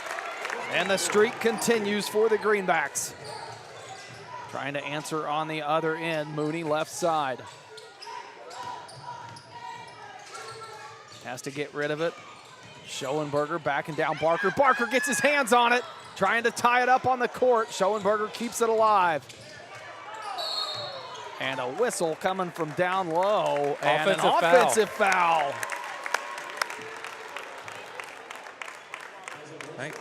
That was Looks on that like Schoenberger. I think he picked up his fourth. That is the fourth foul. That's a big foul on Pierce Schoenberger. That's what happens when the defensive pressure is just in your face the whole time, and you try to give that extra shove to get the defender off of you, and he just got caught right there. Barker now coming back the other way. Morrell dumped down to Liggett. Liggett into the paint, tough shot. Morrell trying to help clean it up, gets a hand on it and puts it back. Morrell really playing big in the paint these last two quarters. Greenbacks on top, 51-37. Loose ball picked up on the baseline. Zorn couldn't finish. Now it's Poor coming back, trapped at the half court, has to get rid of it. Morrell just goes up above everybody and pulls it down. Tebow, jump stop, off the glass, too strong. Hernandez there for the Broncos. Greenbacks looking for their third consecutive stop here on defense. You can hear the Greenback bench chanting it. When they're chanting strike, that's what they're looking for. Broncos swing it around Mooney. Nothing there. Now in the hands of Zorn. He picks it up, needs some help. Middleton had some room. Kick out, three-point bucket on the way. Too short. Zorn can't hit, and Liggett pulls the rebound down. Morrell and Tebow. Morrell gonna lay that one in. What a third quarter for Arlie Morrell. He's got 12 points, and the quarter's not over. Greenbacks on top, 53-37 with 1:20 to play. And a perimeter whistle. Kyler Barker picks up his second. Now both teams with some substitutions as Liggett, Barker, and Morrell going to get a breather for Coach Batten's squad. On the other end, Zorn and Hernandez will come out of the ball game. This is one of the smaller lineups you're going to see from the Greenbacks. Now the size advantage, I'd say, is in favor of the Broncos with the 6'7" sophomore Corbin Williams out there on the floor.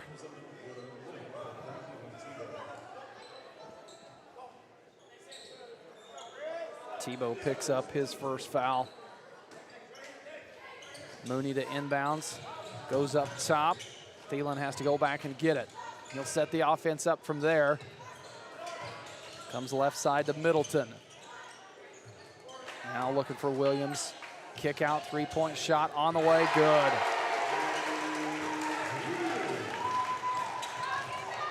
That bucket, Gage Worth, had not seen him in the ball game yet, and Strong trying to answer with the three of his own, can't do it. Poor backside rebound, tough shot underneath the bucket, doesn't go. But they get the steal on the other end. Will Lara try to push the pace? Doesn't have the numbers, gonna take it in himself. Titus flying in, and a loose ball foul. It's going to send the Broncos to the line with 39.4 seconds left in the third. That bucket on the other end by Gage Worth finally stopped a 17-0 run by the Greenbacks. Hey, you know what? To win this game, they needed to win the third quarter, and they're proving that they are.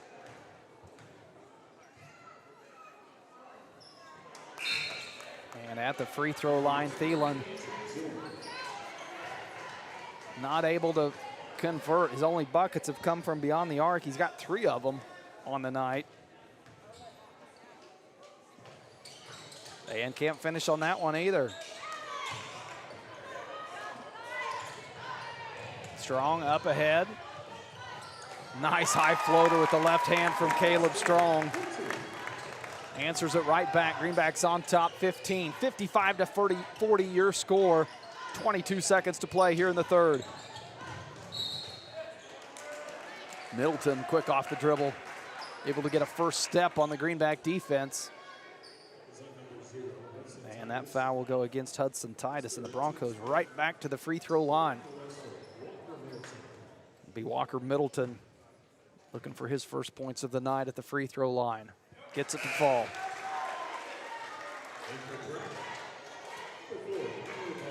Kyler Barker going to check into the ball game for Hudson Titus.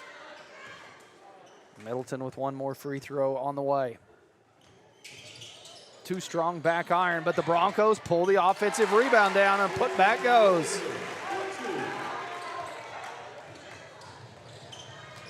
For a tough shot in and out of the bucket. And the Broncos with a short clock, 3 showing on the clock. A tough one off the glass, and Worth doesn't get it to fall as the buzzer sounds. So a quarter where the Greenbacks came in only with the 4-point lead, they leave it with a 12-point lead. 55 to 43 your score when we come back. Fourth quarter action here on Thunder Country. This December, Doug Ray Chevrolet in Pratt is helping you wrap up the year with cheer. Whether you're upgrading your ride or shopping for the perfect holiday surprise, you'll find unbeatable deals on new and pre-owned Chevrolets. From family-ready SUVs to hardworking trucks, there's something for every wish list. Stop in, take a test drive, and feel the holiday spirit with friendly service that's as warm as the season. Make this a December to remember at Doug Ray Chevrolet in Pratt, where hometown service meets holiday savings. When it comes to your health, trust Grace Clinic and Urgent Care in Pratt, conveniently located at 920 East 1st Street. Grace Clinic proudly serves Pratt and the surrounding area. Family nurse practitioner McKaylee Kirby provides primary care, urgent care, and sports physicals, and is accepting new patients and walk-ins. Open Monday through Friday, except Tuesdays, from 8:30 to 6, and Saturdays, 9 to noon. Call 620-388-3086 today. That's Grace Clinic and Urgent Care, caring for your family close to home.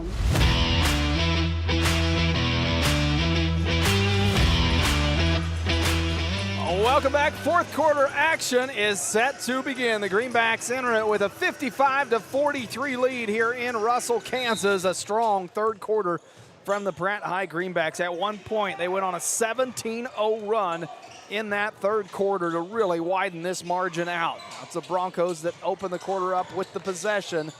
Going right to left on your radio dial. Mooney on the perimeter, gets rid of it to Worth.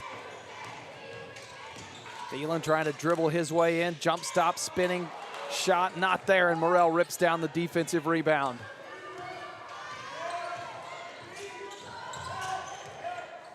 Morrell hands that off to Lara, now gets it right back in the paint. Nice bounce pass to Liggett. Can he finish? Yes!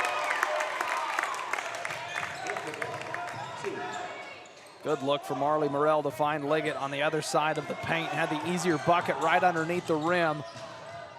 And the Broncos trying to run. Hernandez comes up short. Liggett out front. Swings it to Lara left side. Morrell wants it, gives it right back to Lara. Barker in the corner. Dribble in, kick out. Morrell does the same. Kicks it out to Lara, who he'll drive baseline now. And again, finds Liggett on the dump down, but tipped out of bounds. I think they called a foul. They had a push. Well, whistle does come on the Broncos on number 30. Mooney's first foul. Lara off the inbounds. Morrell tried to hand it right back. Lara didn't want it, so Morrell just says, I'll turn around, jump shot, put this in. Morrell 25 on the night, so a game where he only started with 1 point in the first quarter sits on 25 now as we start the fourth. Greenbacks on top, 59 to 43, 6:30 to play here in the fourth quarter. Thielen trying to get by Strong. Boy, that's tough to do. Lowered his shoulder. And I think that's what Strong's saying. What am I supposed to do? He's lowering his shoulder there. Whistle going to go against Strong, I believe. Just his second personal. Strong does pick it up, and that will send Thielen back to the free throw line. Gets that one to go in. Thielen into double digits now. He's got 10 on the night. Makes it a 59 to 44 ball game.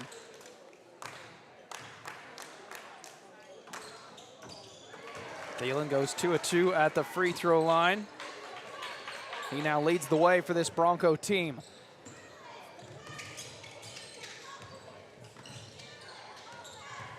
Greenbacks back the other way. Morrell out on the perimeter. Barker swings it to Strong. Strong thought about the three. Now 2 dribbles. Jump shot doesn't go. Morrell's in the paint, though, there to clean things up. Short on the putback. And the Broncos come down with it.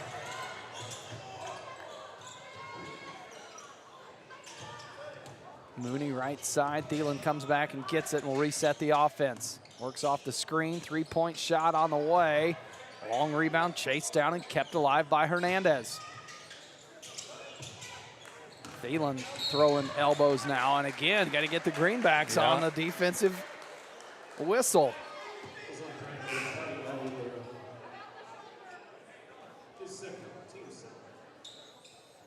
That foul against Morrell. Picks up his second. Titus will check in for Kyler Barker. Lara out in front, quick with the steal. Can he finish on the other end? Yes, Carlito Lara coast to coast for the Greenbacks. His first bucket of the night makes it a 61-45 score with 5:25 to play here in the fourth.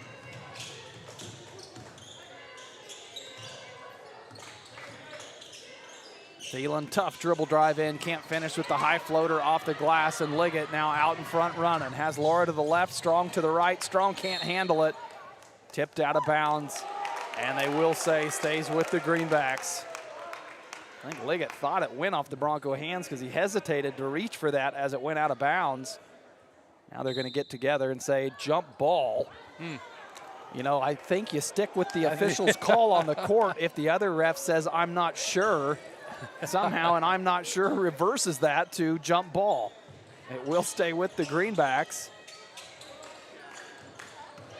Lara gonna try to test the hot hand, dribbles in, goes up high, and he'll go to the free throw line. Good attack from Carlito Lara, and it gets him to the free throw line to shoot 2.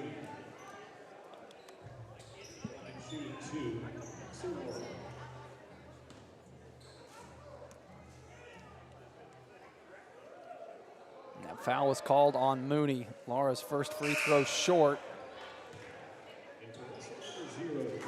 Schoenberger will check back into the ball game. He's playing with 4 fouls, but with 5 minutes left in the ball game, I think you let him go out there and just do what he can. Lara knocks down the second.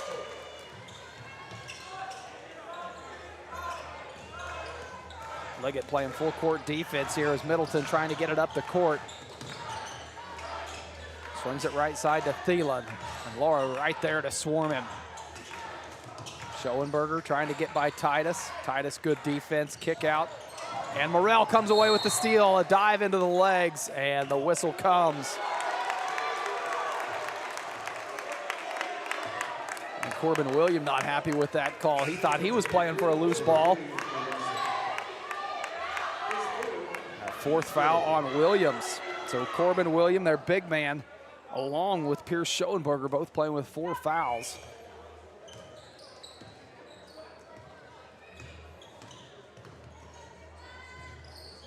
Strong will swing it left side to Tebow. Gets it right back, top of the key. Dribble drive in, now backs up. Finds Tebow in the corner. Dump down to Morrell. Nice spin move on William and finishes. And that'll be it for Corbin Williams. Picked up 2 fouls in back-to-back possessions. Basket's good. Big play there.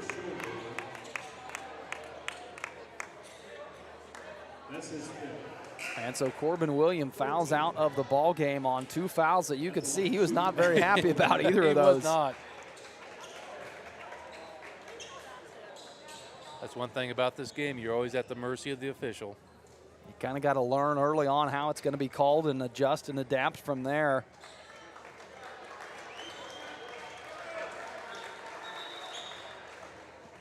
They're trying to sort out this. He's fouled out of the ball game. They actually called the foul on number 0. Oh, so they changed the foul. Even the PA at the scorer's table said that's the 5th on Williams. But it was the 5th on. And so Schoenberger then fouls out of that ball game, picking up his 5th foul. Got a lot going on up here, Cody. Morel wasn't able to hit the free throw. Broncos back the other way, 4:07 to play. Greenbacks on top by 20 now. After a back and forth first half, they've really broken open in this second half. Nice dribble drive, but a block as Thielen tried to get to the rim. William on the putback.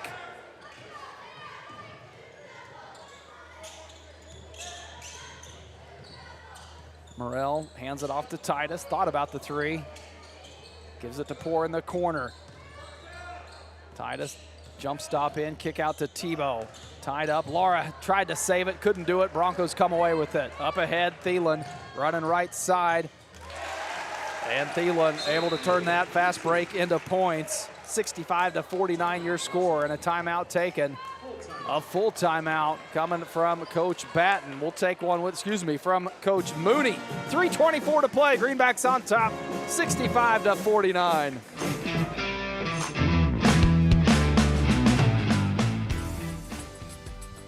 On the basketball court, a good offense is the best defense. You can count on me, Jamie Roach, your Farm Bureau agent, to be your family's point guard and defend you against whatever life throws your way. I am there to handle all your auto, home, life, and business insurance needs. Don't wait for the worst to happen when it comes to your insurance. Talk to me, Jamie Roach, today and see how I can help protect what matters most. Farm Bureau Property and Casualty Insurance Company, Western Agricultural Insurance Company. Clear, comfortable vision is one of life's greatest blessings. At Maydew Tebow Optometry, Doctors Troy Maydew, Seth Tebow, and Andrew Piester are committed to helping you maintain healthy eyes and clear vision. Prevention and early intervention are the keys to your eyes, providing that clear and comfortable vision your entire life. Regular comprehensive eye examinations are essential in identifying conditions that can damage your sight. Call us at Maydew Tebow Optometry for an appointment today or visit us at maydewtebow.com.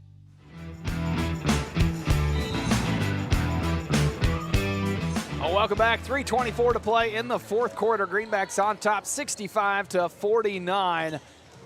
Really come alive this second half. Poor trying to keep it going with a corner three, and short into the hands of Strong. Tied up between him and Corbin Williams. Jump ball will go to the Broncos. Corbin Williams playing with 4 fouls. But he's not going to come off this court with 3:13 to play. Coach Mooney going to get everything he can out of him. Middleton across midcourt, quickly picked up by Titus, working off the screen from William.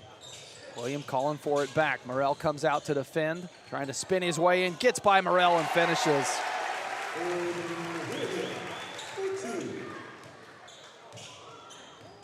Williams with 11 points on the night. Strong now with the quick bounce pass to Morel. What a great look from Caleb Strong. Morel with 29 on the night for the Greenbacks, his season high. And a bounce pass attempt on the other end. Titus able to get in front of it, tipped out of bounds, and it will be Greenback ball initially. Conversation to be had. Well, they are giving it to the... I believe it's going to stay on this end of the court and go to the Broncos.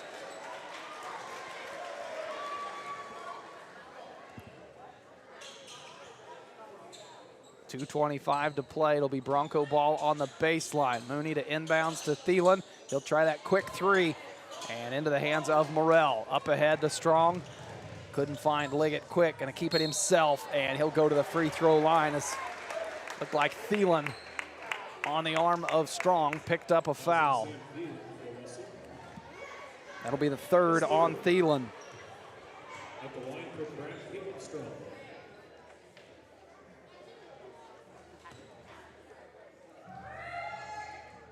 Strong not able to connect on that one. Josiah Schmidt now checking into the ballgame for Cade Liggett. Second free throw good. Strong goes 1 of 2 at the free throw line. He's got 12 on the night. 2:13 to play here in this fourth quarter. Middleton picks it up, needs some help. Finds Thielen. Mooney comes and gets it. Haven't seen Mooney get near the separation this second half to fire from outside. Down low, William Tough back in. Morrell there to defend. Outlet to Strong. Up ahead. Missed Poor running the other side. And we'll have to let the offense set up now. Kick out Poor. Corner three. Front of the rim doesn't fall.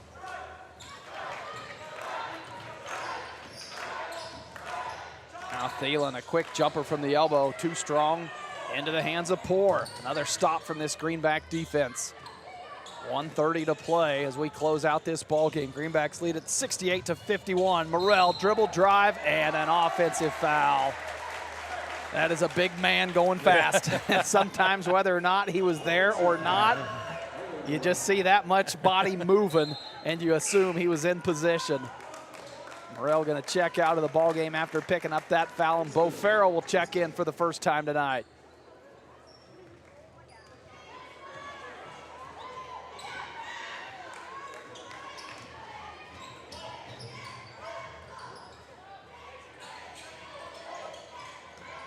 Into the corner, Middleton looking for something to open up in the paint in the absence of Morrell, but the Greenbacks doing a good job to defend it.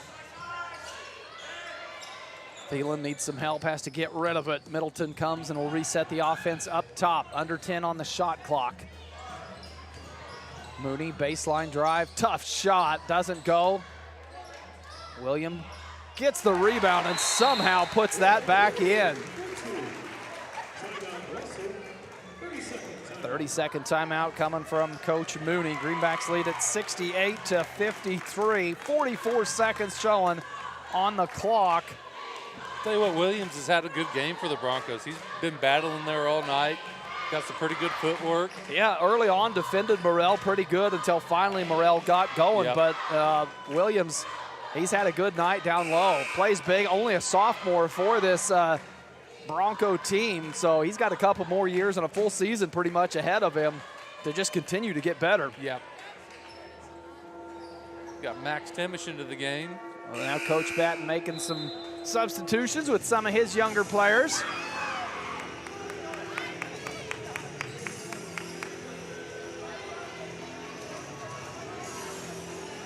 Timish into the ball game alongside Johnny Tan, Preston Poor, Bo Farrell, and Josiah Schmidt. Be Timish to inbounds, and the Broncos come out of the timeout showing full court pressure. They go to Tan for the inbounds. He breaks it off the dribble. Has some trouble with it, finds Farrell in the short corner. Josiah down low, kick out, Poor will try a three. Rattles out. Broncos coming back the other way. Thielen dumped down low, ball on the ground and in the hands of Farrell, and coming in is Trey Zorn. A lot of contact there, picks up the foul. It's going to put Farrell to the charity stripe, shoot two with 21.4 seconds left in the game. So the Broncos in the bonus. Farrell trying to pick up some varsity minute points here to close this ball game out. First shot from Farrell, good.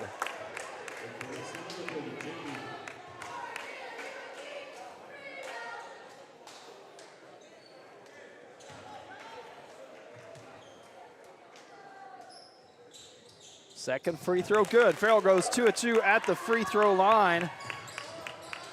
Broncos with 20 seconds to play. Three-point shot on the way from Mooney. Poor might have got a hand on it, and Timish pulls down the rebound, and now Max Timish going to go to the free throw line.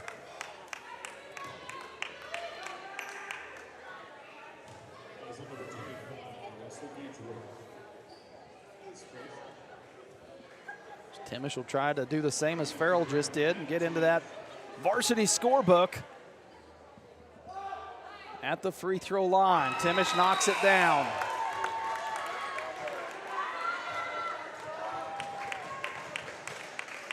Now substitutions from the Broncos. It'll be 5 in, 5 out for Coach Mooney.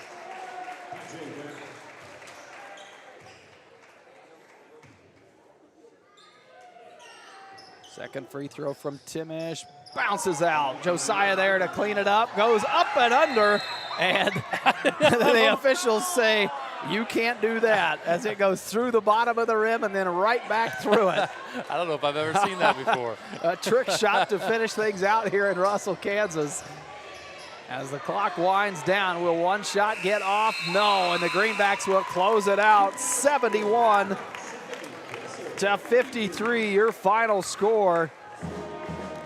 Greenbacks come away with the win, improved to 5-0 on the season. Russell falls to 2-2 on the season. Coach Patton and his boys, the long trip up north, but they come away with the win. A good win for the Greenbacks, led by Arlie Morrell and his 29 points. We'll break it down in the postgame show when we come back here on Thunder Country.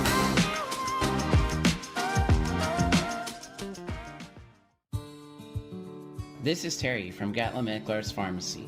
On display in our pharmacy is a nice assortment of over-the-counter items and a wide array of medical supplies, which includes knee scooters, walkers, canes, and bathroom items. We bill Medicare for respiratory supplies and immunizations. Our preferred pricing on prescriptions will get you through the door, and our customer service will get you to come back. Be sure to stop in today and see us on Country Club Road in Pratt. Uh-oh, that's a sound no one wants to hear. Pratt Glass has been helping homes and business owners with everything glass for over 80 years. Whether your business suffered a break-in over the weekend or you're needing to replace old leaky windows, and they also offer automotive glass repairs, automotive details, screens, dragging door adjustments, residential window replacement, storefronts, and 24-hour commercial residency service. Pratt Glass, 210 South Jackson in Pratt, 620-672-6463, or see prattglass.com.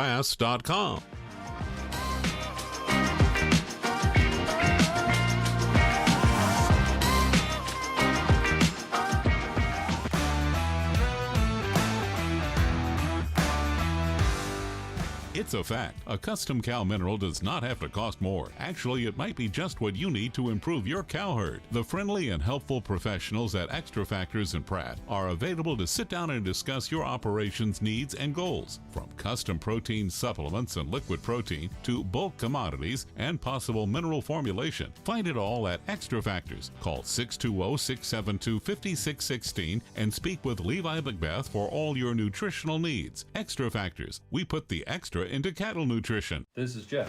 And Jared. At Intergreen Services, proud supporter of the Pratt Greenbacks. Around here we say one call fixes it all. From HVAC, plumbing, septic, electrical, and even water well service. We're your hometown team you can count on, just like the Greenbacks on game day. We're proud to stand behind our athletes, our school, and our community.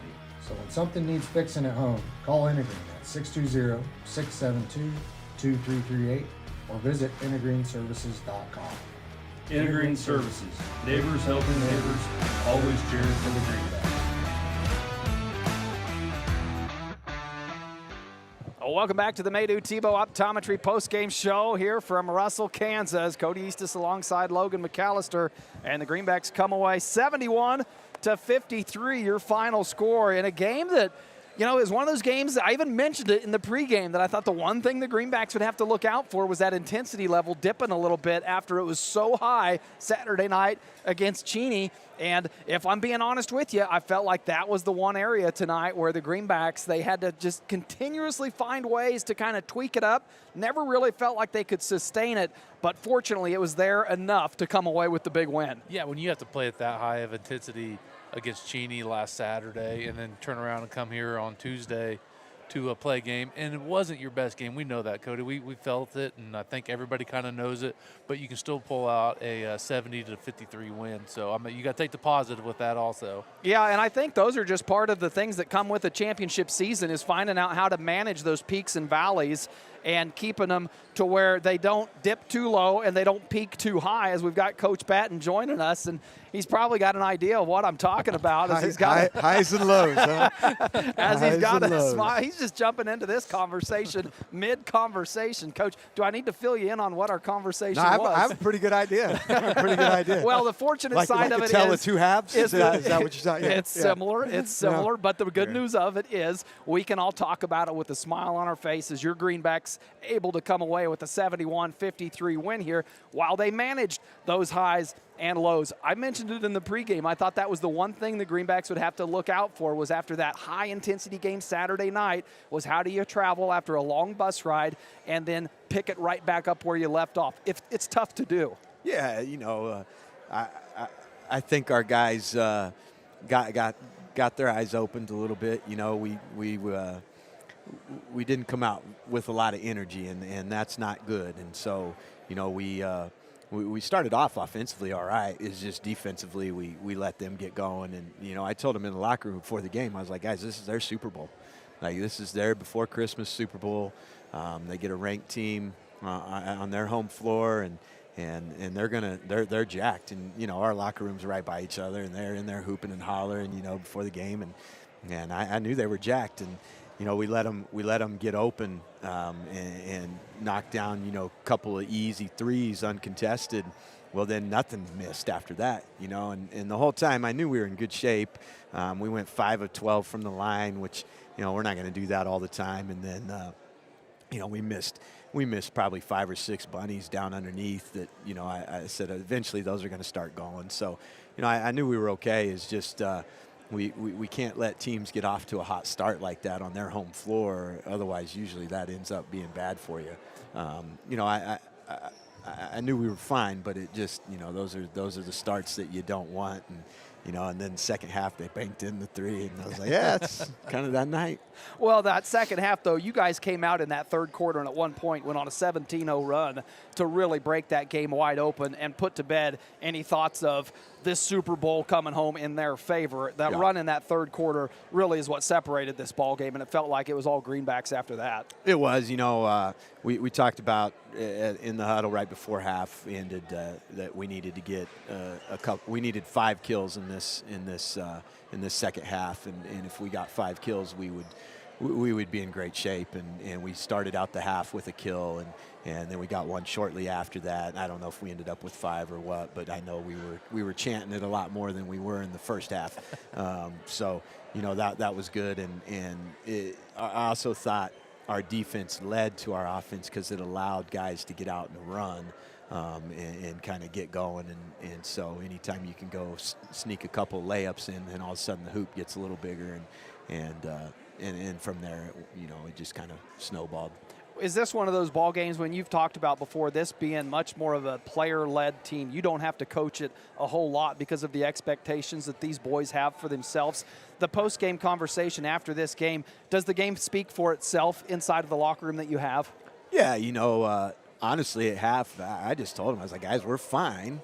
We got to make these 3 adjustments on defense, and one was just communicating. We weren't communicating switches, and we weren't, communicating our calls. And the second half we did that, and we caused them problems. And I was like, we're fine. We just got to do these things. And of course, they were not happy with their start, and so and we got together there right before half, and you could tell they were ready to go again, and so they got after it second half, and it was just a much better effort from there. Yeah, it was a good night. Picked up a win, 5-0. Your Greenbacks improve and have a big matchup coming up Friday night. Another road game against a primetime team across the state. Should be a great one, Coach. We're looking forward to it. Good win tonight. Thank you, guys. All right, that's head coach Chris Pratt. When we come back, we'll wrap things up here on the post-game show. Stick around.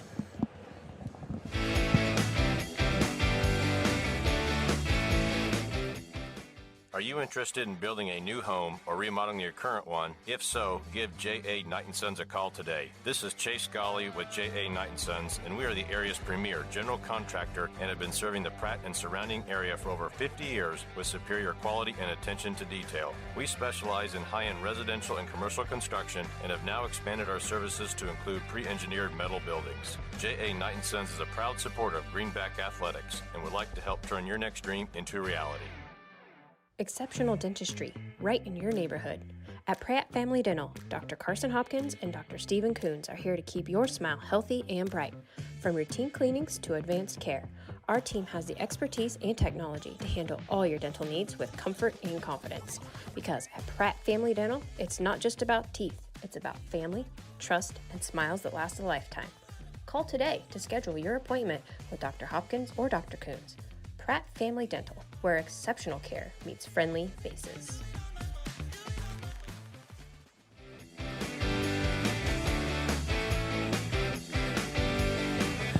Welcome back to the postgame show as we wrap things up here from Russell, Kansas. The Greenbacks come away 71-53, your final score, and the Lady Greenbacks picking up a big win as well, 50-18 for Coach Stroyan and her girls. Coach Patton, you could tell that postgame interview, he knew the conversation we were having as he came up here. It was the same conversation that his kids knew they were going to have with Coach Patton. And you just have those peaks and valleys and lows with intensity throughout the season. You just got to manage them. Yeah, that's just part of sports in general right there. You're going to have good days. You're going to have bad days. It's how you handle them.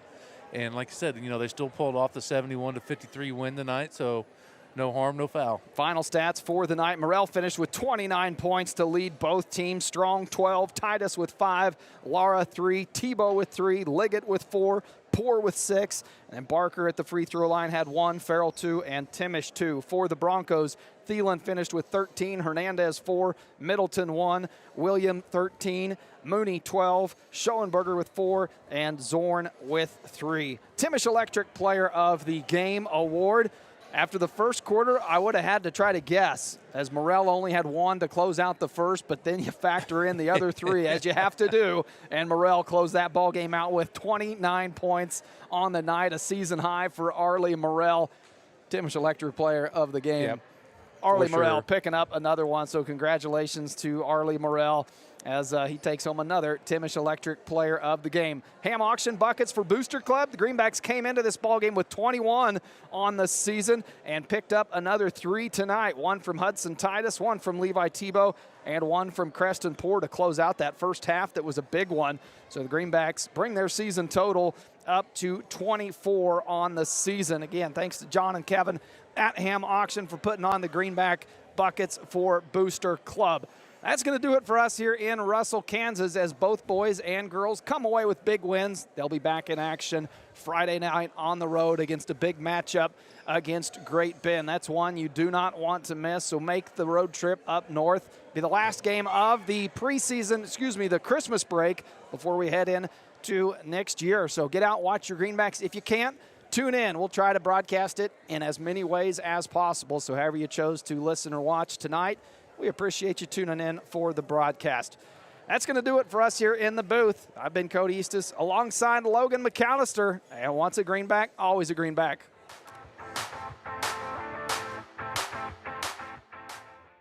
Are you a sports fan looking for a great place to grab a bite to eat? Look no further than Legends Cafe, located in Pratt, Kansas, on Highway 54. Legends is open 6 days a week and serves up mouth-watering burgers, fresh salads, hearty sandwiches, and much more. And don't forget about their daily specials. Legends is proud to support Greenback sports and all the local teams. So whether you're celebrating a big win or just need to refuel after the game, Legends has you covered. Come on down to Legends, and we'll take care of the rest. At Timish Electric, we light up your world with reliable and efficient electrical services. Our team of skilled and certified electricians is dedicated to providing top-notch service for all your electrical needs. From residential, commercial, or industrial needs, we ensure your electrical systems are